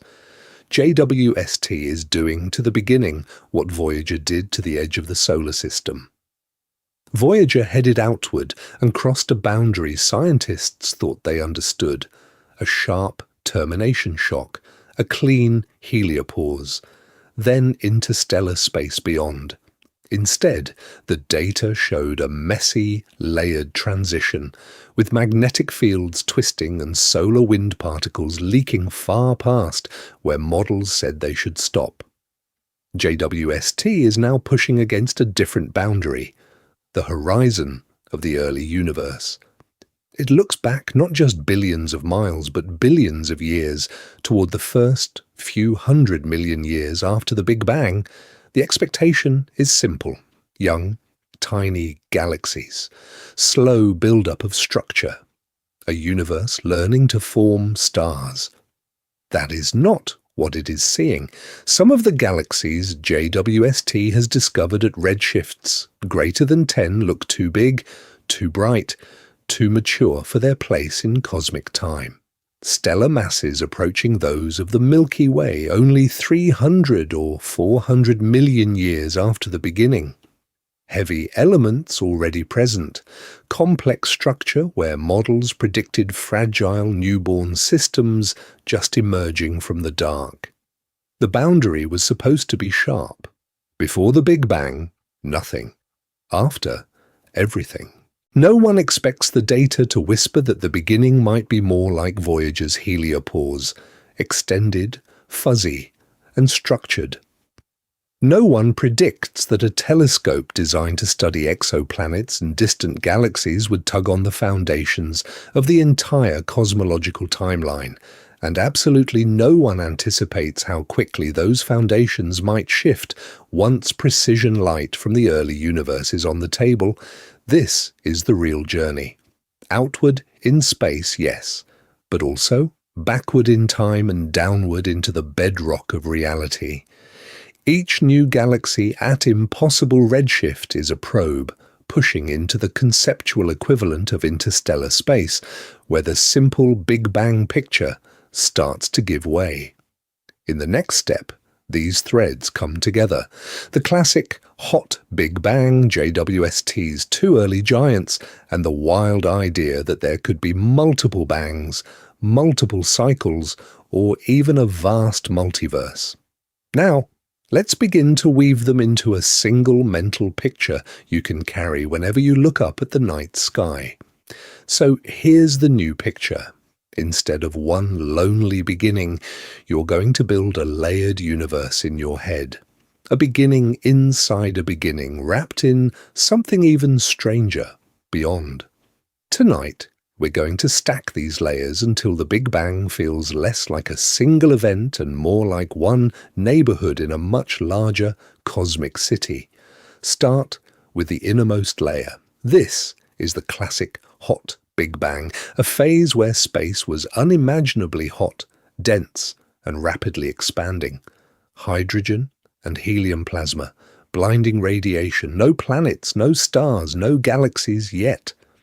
This is the layer scientists can point to with confidence because it is written everywhere. In the cosmic microwave background, in the way galaxies are flying apart, in the abundance of light elements forged in the first minutes. By the end of tonight, you're going to understand that this inner core is not up for debate. Now wrap that city in a country. Around the hot Big Bang sits the layer of inflation, or, in some models, a bounce. Inflation says that just before the universe became the smooth, expanding space we know, it underwent a brief, furious growth spurt, driven by a high-energy field. No one expects such a wild idea to survive without evidence, but it leaves fingerprints. The near-uniform temperature of the microwave background, the tiny quantum ripples that later became galaxies. Those patterns match what spacecraft like Planck have measured, strong but indirect, powerful but not yet as solid as the hot, dense phase itself. In some alternatives, instead of inflation, a previous universe contracts, reaches a minimum, and bounces. Loop quantum cosmology, ekpyrotic models, cyclic universes, different mechanisms, same intuition. The Big Bang is not the first moment, but a transition, a boundary in time, not the edge of all existence. Now zoom out again, city, country, planet. Beyond inflation or a bounce lies the most speculative layer, a multiverse, or endless cycles. Eternal inflation predicts that while one region finishes inflating and becomes a universe like ours, other regions keep inflating, budding off new universes with different parameters. Cyclic models imagine an endless sequence of bangs and crunches, with our solar system just one tiny feature in one pass through the cycle. Here the evidence is weakest, no direct detection, just theoretical consistency, hints in the data, and the fact that these models naturally produce a beginning that is not truly the beginning. Before we get started ranking these as true or false, hold them as concentric circles of certainty. Inner circle, hot Big Bang, rock solid. Middle circle, inflation or bounce, strongly supported but still being tested. Outer circle, multiverse and cycles, intriguing but provisional. JWST is sharpening the inner layers. Those too early massive galaxies, those mature structures at redshift 10 and beyond, are forcing scientists to tweak how fast the first stars formed, how dark matter clumped, how the early cosmic wind of radiation sculpted the first systems. And at the same time, it is quietly nudging the outer layers. If the early universe looks denser, more efficient, more extreme than models predicted, then maybe the pre-Big Bang physics that set the initial conditions needs an upgrade. No one predicts a single telescope will prove a multiverse. Absolutely no one anticipates one spacecraft will show us a previous universe. But data can corner theories. It can rule out versions of inflation, constrain bounce models, and hint at whether our beginning was tuned by a deeper process beyond our horizon.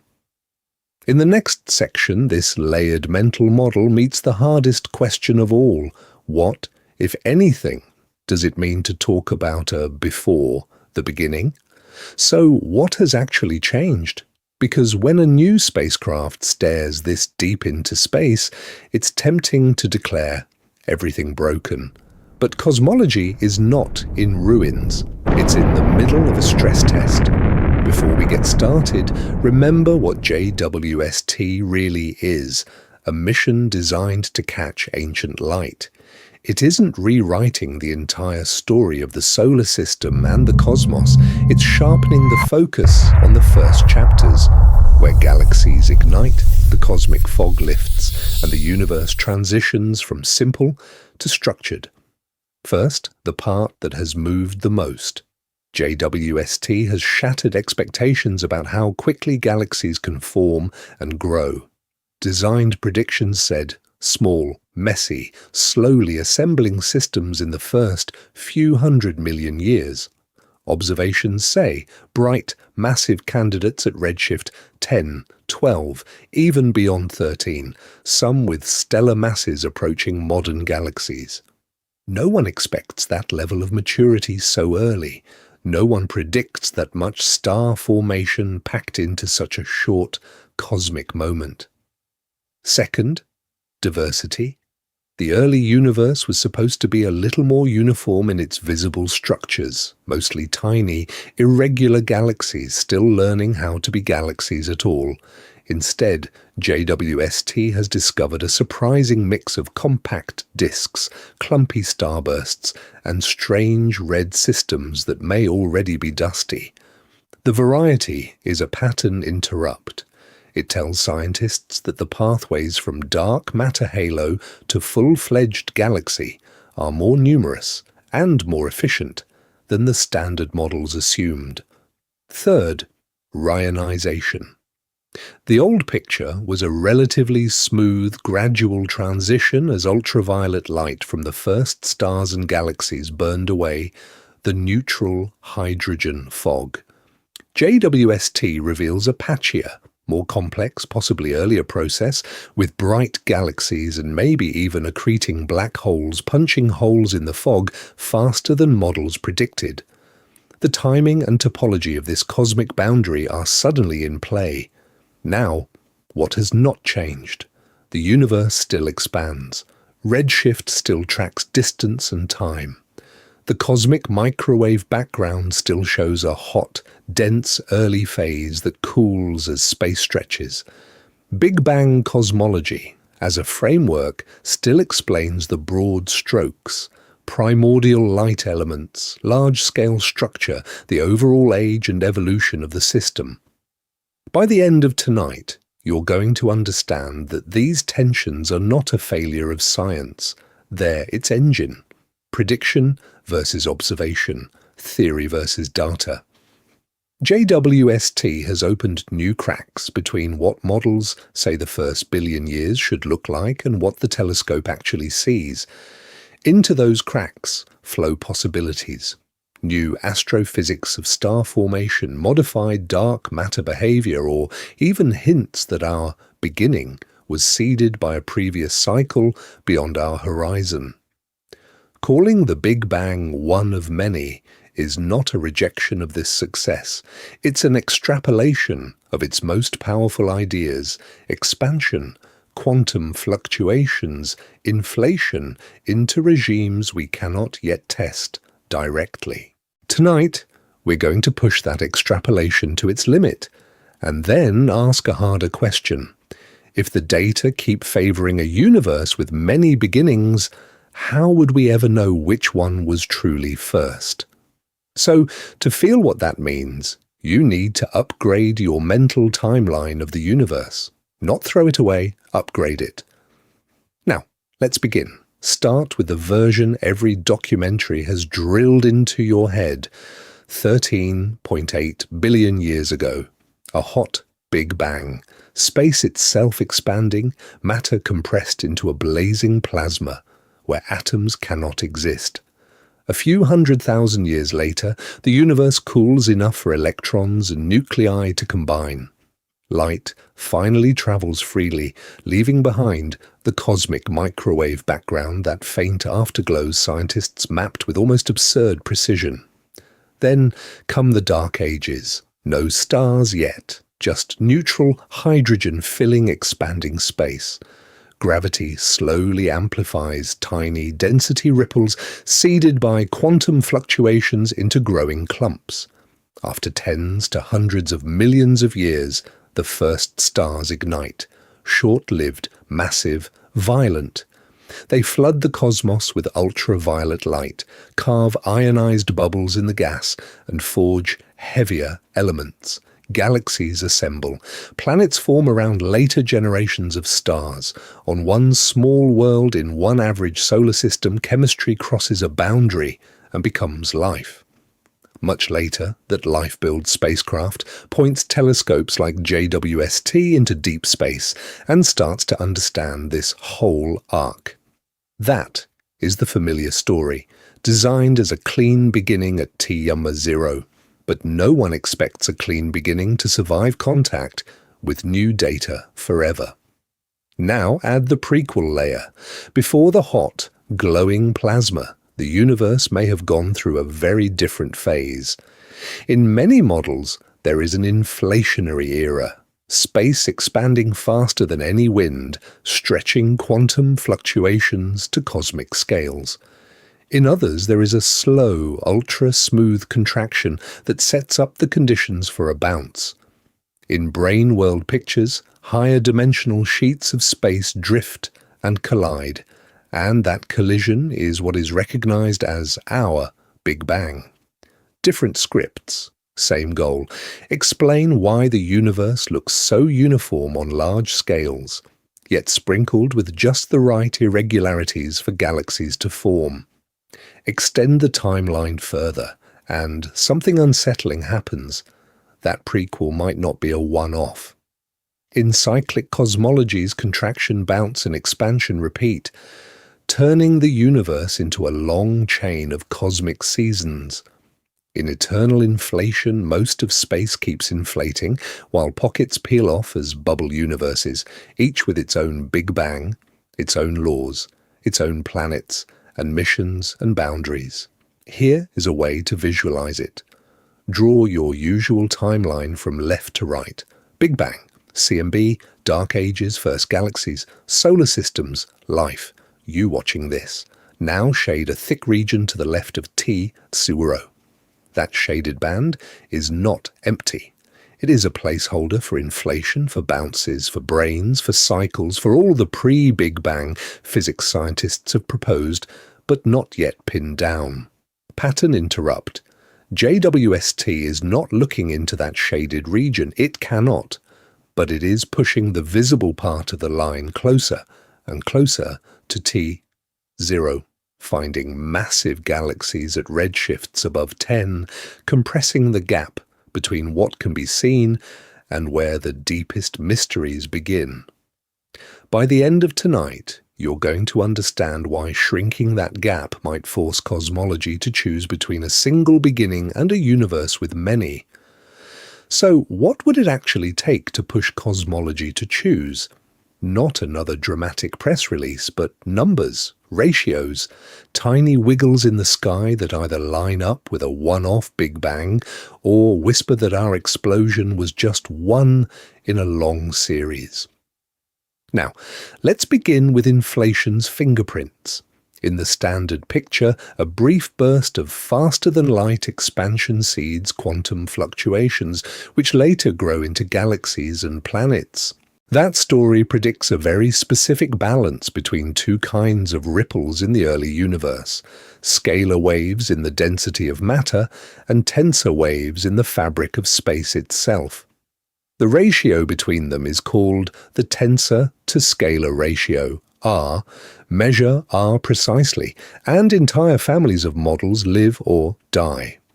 Future CMB polarization missions are built for exactly this.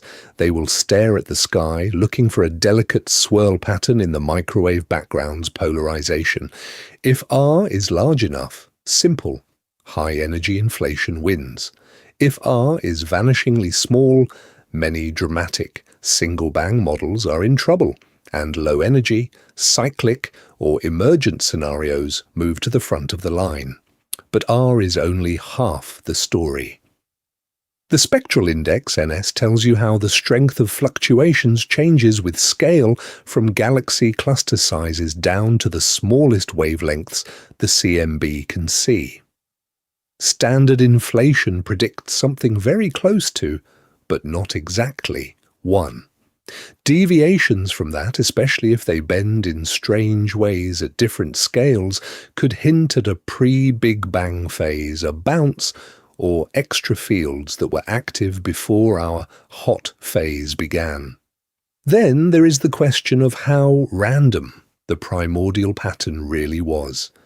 Simple inflation gives almost perfectly Gaussian fluctuations, like rolling a million fair dice and plotting the results.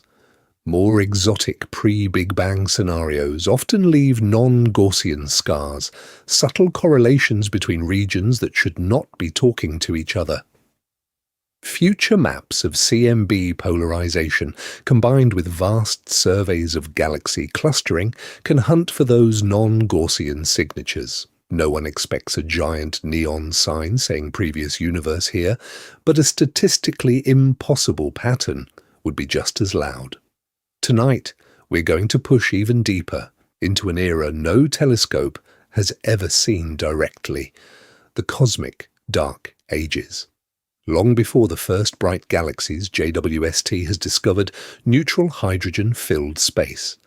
Its 21-centimeter line carries a record of how early structure began to grow. If upcoming 21-centimeter experiments find that tiny clumps formed too early, too fast, or with odd directional preferences that would point to non-standard initial conditions, exactly the kind you get from a bounce or a multiverse-style landscape. And beyond all of this is the ultimate probe, primordial gravitational waves themselves. Not just inferred through CMB polarization, but detected directly by space-based interferometers listening for a background hum from the first instant. Different multiple bang models predict different spectra, sharp cutoffs, or echoes that reflect a bounce or high-energy prehistory.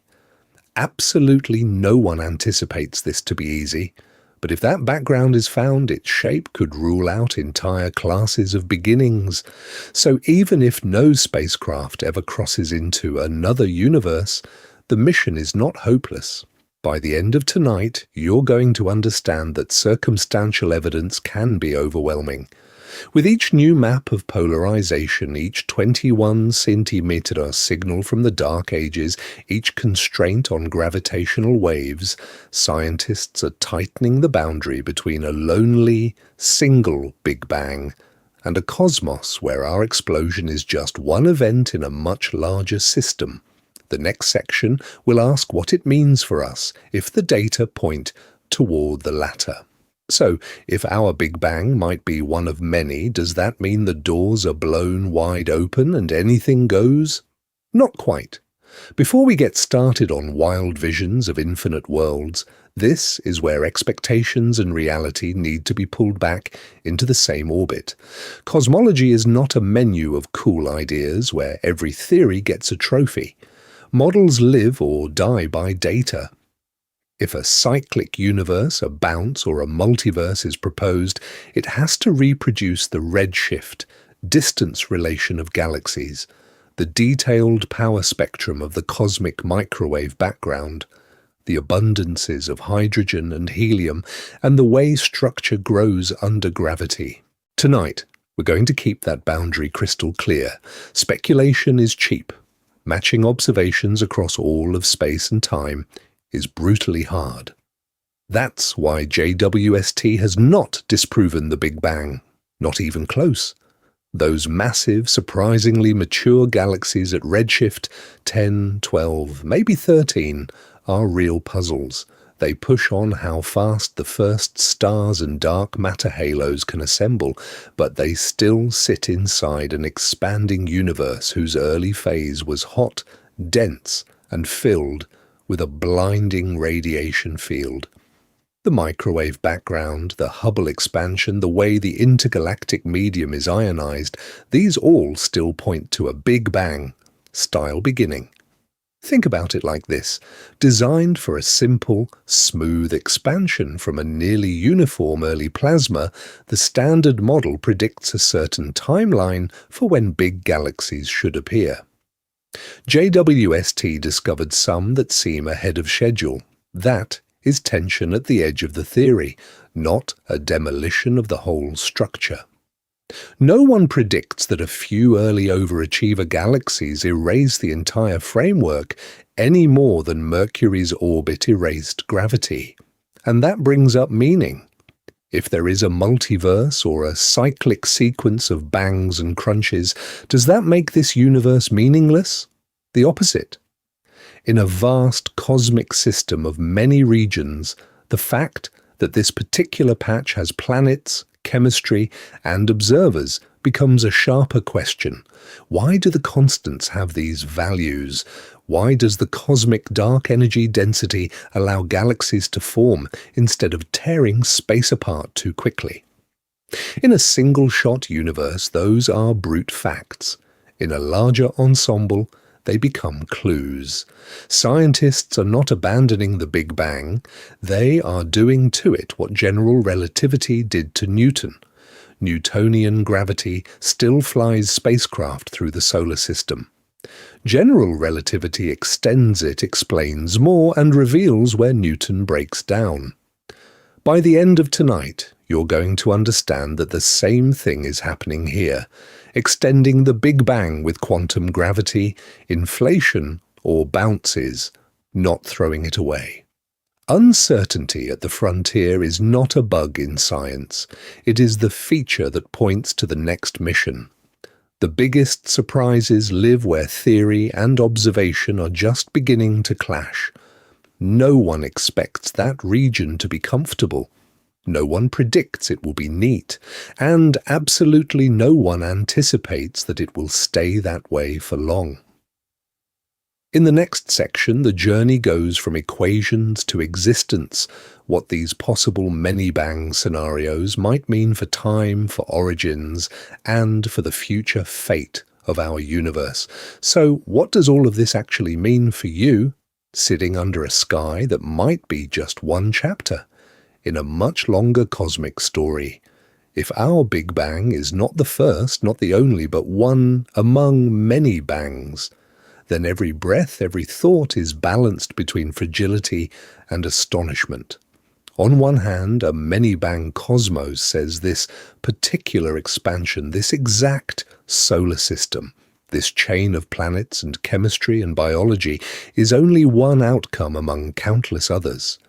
Change the density of that primordial plasma, shift the strength of gravity, alter the way the early cosmic wind of radiation flows, and the entire script changes. No humans, no Earth. Maybe no galaxies as we understand them at all. On the other hand, the very fact that this universe produced you at all becomes even more remarkable. In some scenarios, universes might bounce, cycle, or inflate eternally, each bang with slightly different initial conditions. Most would be sterile. Some would collapse before stars ignite. A few might never cool enough for atoms to form. Yet here, 13.8 billion years after our bang, a thin film of life on one small world can reconstruct that deep history from faint microwaves and redshifted galaxies. In a cosmos with many bangs, humility comes naturally. Our Big Bang may not be unique. Our region of space may be one bubble in a much larger froth. No one expects that to make humans the center of anything. No one predicts that the laws here are the only way physics can be. But this perspective does something else. It ties every person into a story that may extend far beyond this single cosmic cycle. Think about what has already been achieved. A species that only recently learned what a solar system is has now built spacecraft that leave it and telescopes that look back to the first few 100 million years after our beginning. JWST is catching galaxies at redshifts greater than 10, structures that formed when the universe was a fraction of its current age, and using them as data points to test ideas about bounces and multiverses. That ability to ask, to build, to reason is itself a profound fact about this universe. Seen this way, you are not an insignificant speck lost in indifferent space. You are the universe doing something extremely rare, becoming aware of its own boundary conditions, its own possible origins, its own possible futures. By the end of tonight, you're going to understand that the questions in your head are as much a part of cosmology as the equations on a chalkboard. Generations of humans have looked up at the same sky and wondered whether this is all there is. Tonight, we're going to connect those campfire stories to the most extreme ideas in modern physics.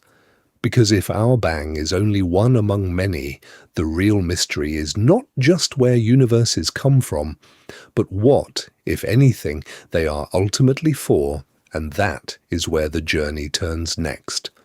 So when someone says the beginning, it sounds like a clean line. Before, nothing.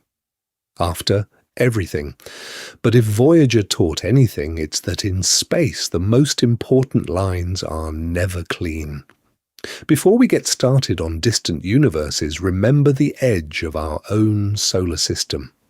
Textbooks once drew a tidy bubble, solar wind inside, interstellar medium outside, a sharp frontier like a coastline on a map.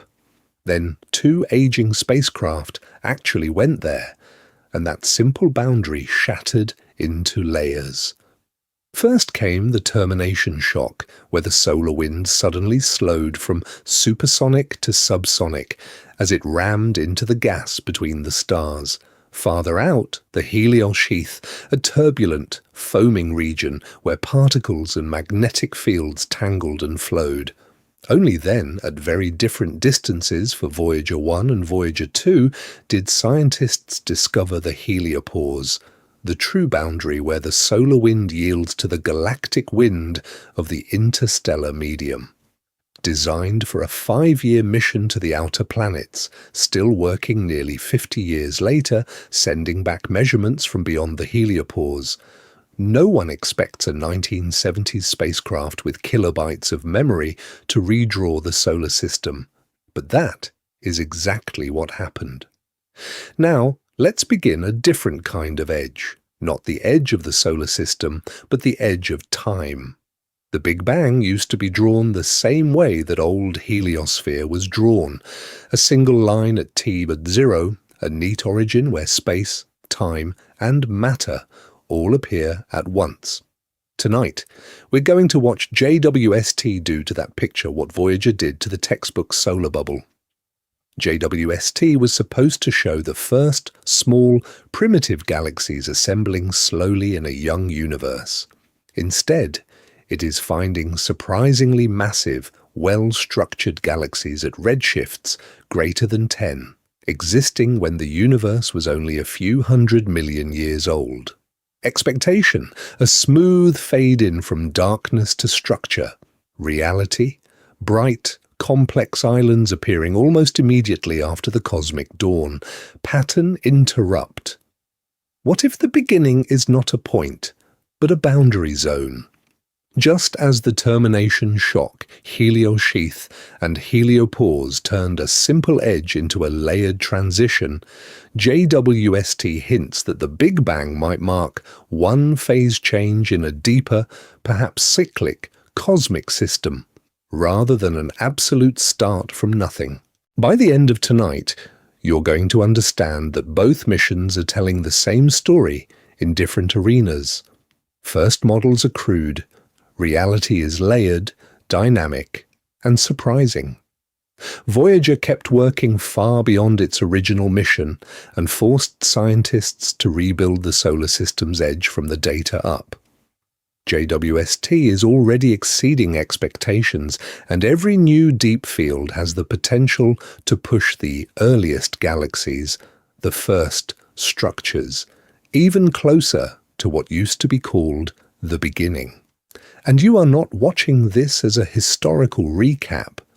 You are living at the moment when the idea of a single, sharp, cosmic birth is being tested in real time. The next images, the next spectra, could tell future generations whether our universe truly began, or merely turned a page in a much longer story. So what actually survives this kind of revolution? What remains when the idea of a single, sharp beginning starts to blur at the edges? Before we get started on the wild possibilities, anchor to the one thing that is not in doubt. Our universe has been expanding from a hot, dense state for about 13.8 billion years. Space itself has stretched, galaxies have ridden that expansion like leaves on a river, and the afterglow of that early fireball still bathes the entire sky as the cosmic microwave background. That is the solid core of Big Bang cosmology, and every serious challenge has to pass through that boundary. Now, let's begin to pull back the curtain. Because those same equations that describe a hot, dense early universe do not stop at the Big Bang. Run them backwards, and they hint at something before, a phase of runaway expansion called inflation, or a cosmic bounce, where a previous universe collapsed and then rebounded into ours. Scientists strongly suspect some pre-Big Bang mission set the initial conditions, smoothed the space, seeded the quantum ripples that later grew into galaxies, but the exact nature of that phase is still unknown. By the end of tonight, you are going to understand the strange position cosmology is in. On one side, an exquisitely measured expansion history, elemental abundances, and a nearly perfect microwave background. On the other, JWST staring into the first few 100 million years and finding galaxies that look too massive, too structured, too soon. Some candidates at redshift 10, 12, even 13 with stellar masses that rival modern galaxies. The prediction was a slower build-up. The observation is a rapid, almost impatient universe. No one expects a single telescope to overturn the Big Bang. No one predicts one spacecraft-sized mirror will erase a century of theory. But JWST's early results are pressing hard on the edges, forcing scientists to refine models of how quickly dark matter halos grow, how efficiently gas turns into stars, how violent the first generations of galaxies really were. The core picture survives. The details of the opening chapters are being rewritten in real time. And beyond that, whether our Big Bang is one of many in time or in space remains an open question. Eternal inflation sketches a multiverse where bubble universes nucleate and expand, each with its own physical constants. Cyclic models imagine a sequence of bangs and crunches, an endless heartbeat across cosmic ages. Loop quantum cosmology turns the singularity into a bounce. These are not fantasies, they are mathematically consistent extensions of known physics. But direct evidence is thin. The ultimate problem is reach.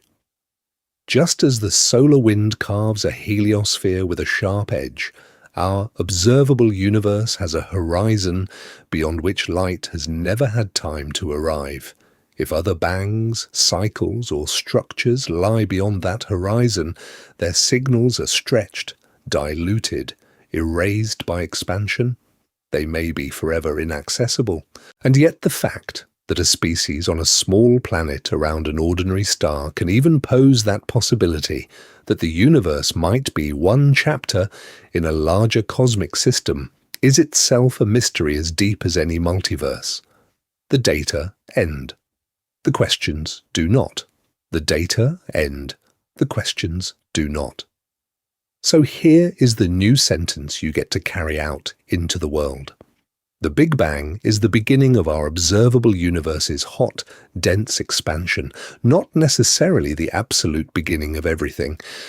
That one shift in language moves you from a cartoon picture of a firework from nothing to a precise description of what the theory and the evidence actually say. Before we get started on how to share this, lock in what has changed. JWST has discovered galaxies at redshifts above 10, even pushing toward 13. These systems are massive, surprisingly mature, and already forming stars at furious rates only a few 100 million years after the Big Bang. Expectation, a slow, bottom-up build of small clumps. Reality, heavyweight galaxies turning up almost as soon as the cosmic lights turn on. Second, there are now serious, mathematically explicit models in which our Big Bang is one of many.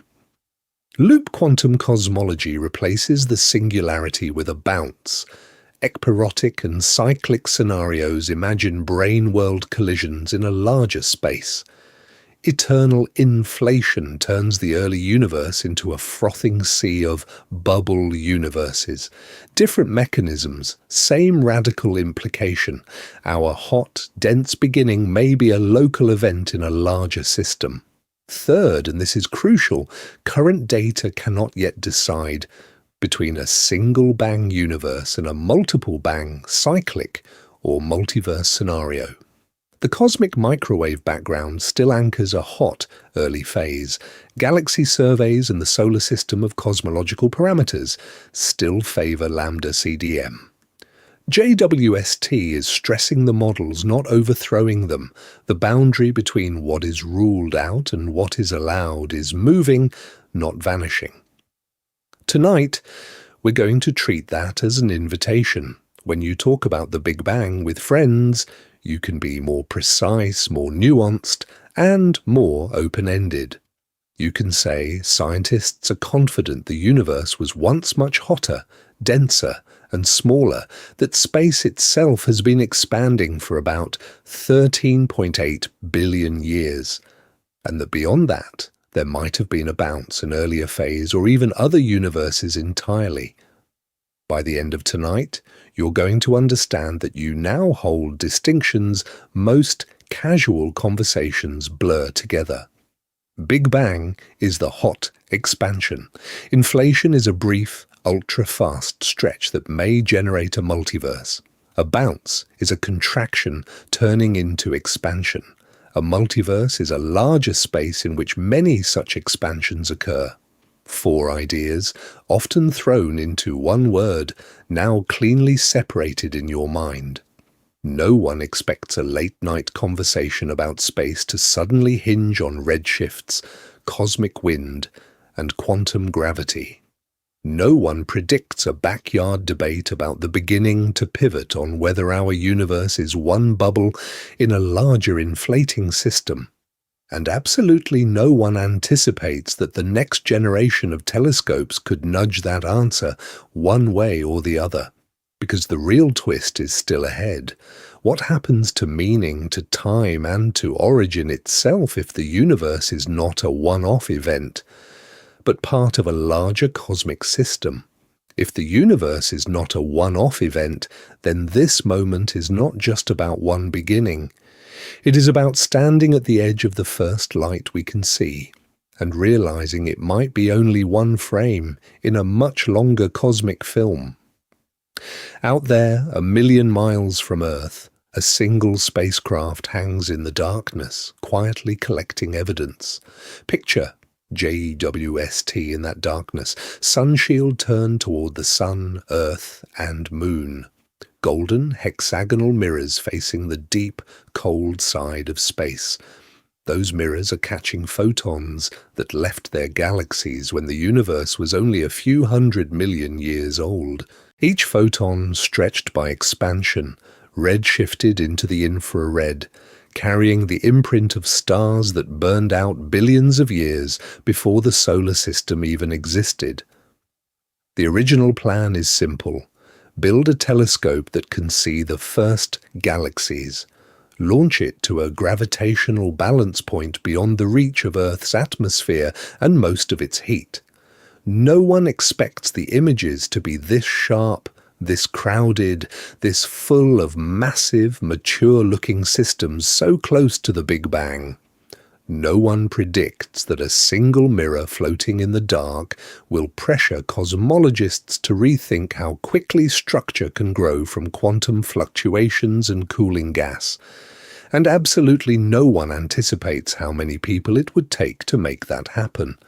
Physicists sketching theories of inflation and cosmic microwave background anisotropies, engineers folding a segmented mirror and a 5-layer sunshield into a rocket fairing, programmers writing code so the spacecraft can hold its pointing steady to a fraction of an arcsecond, technicians in clean rooms fastening bolts, wiring detectors, testing cryogenic systems for years. A chain of effort stretching back decades, each person trusting that their work might help scientists understand what lies beyond the visible boundary of time. But here is the twist. By the end of tonight, you're going to understand that this is not just their mission. By watching, by thinking through what those redshift numbers and galaxy counts really mean, you are part of the same project. Ancient light hits a beryllium mirror, becomes an electronic signal, becomes data on a server, becomes a chart on a screen, and then becomes a picture in your mind of how everything began. Pattern interrupt. Imagine the future looking back at you. Future generations may talk about this era the way people now talk about the first detection of the cosmic microwave background. The time when cosmology went from the universe began to our Big Bang might be one in a series. They may point to these JWST deep fields, to these early, unexpectedly massive galaxies as the moment the narrative cracked open and a larger cosmic system came into view. So tonight, somewhere far beyond the edge of the observable universe, the question is still being decided. The light from those impossibly mature early galaxies is still travelling toward us, still carrying its quiet contradiction across 13 billion years. JWST is still pointing at the deep fields, still pulling new evidence out of the cosmic dawn. Cosmologists are still arguing over whether the Big Bang was the beginning of everything or just the beginning of this. The universe is not waiting for our textbooks to catch up. There is something steadying in that. The cyclic model does not need to be confirmed to keep working its way through the equations. The eternal inflation bubbles do not need our permission to keep budding off, if they exist at all. The next Big Bang, somewhere else, in some other patch of the larger cosmic landscape, is happening regardless of whether anyone in this universe ever finds out about it. Light travels at the same speed in every direction. The data arrives when it arrives. And somewhere out there, the answer is already being written into spectra that have not yet reached the mirrors of any telescope. Sleep well tonight, and tomorrow we will continue to explore the deepest mysteries of the cosmos together.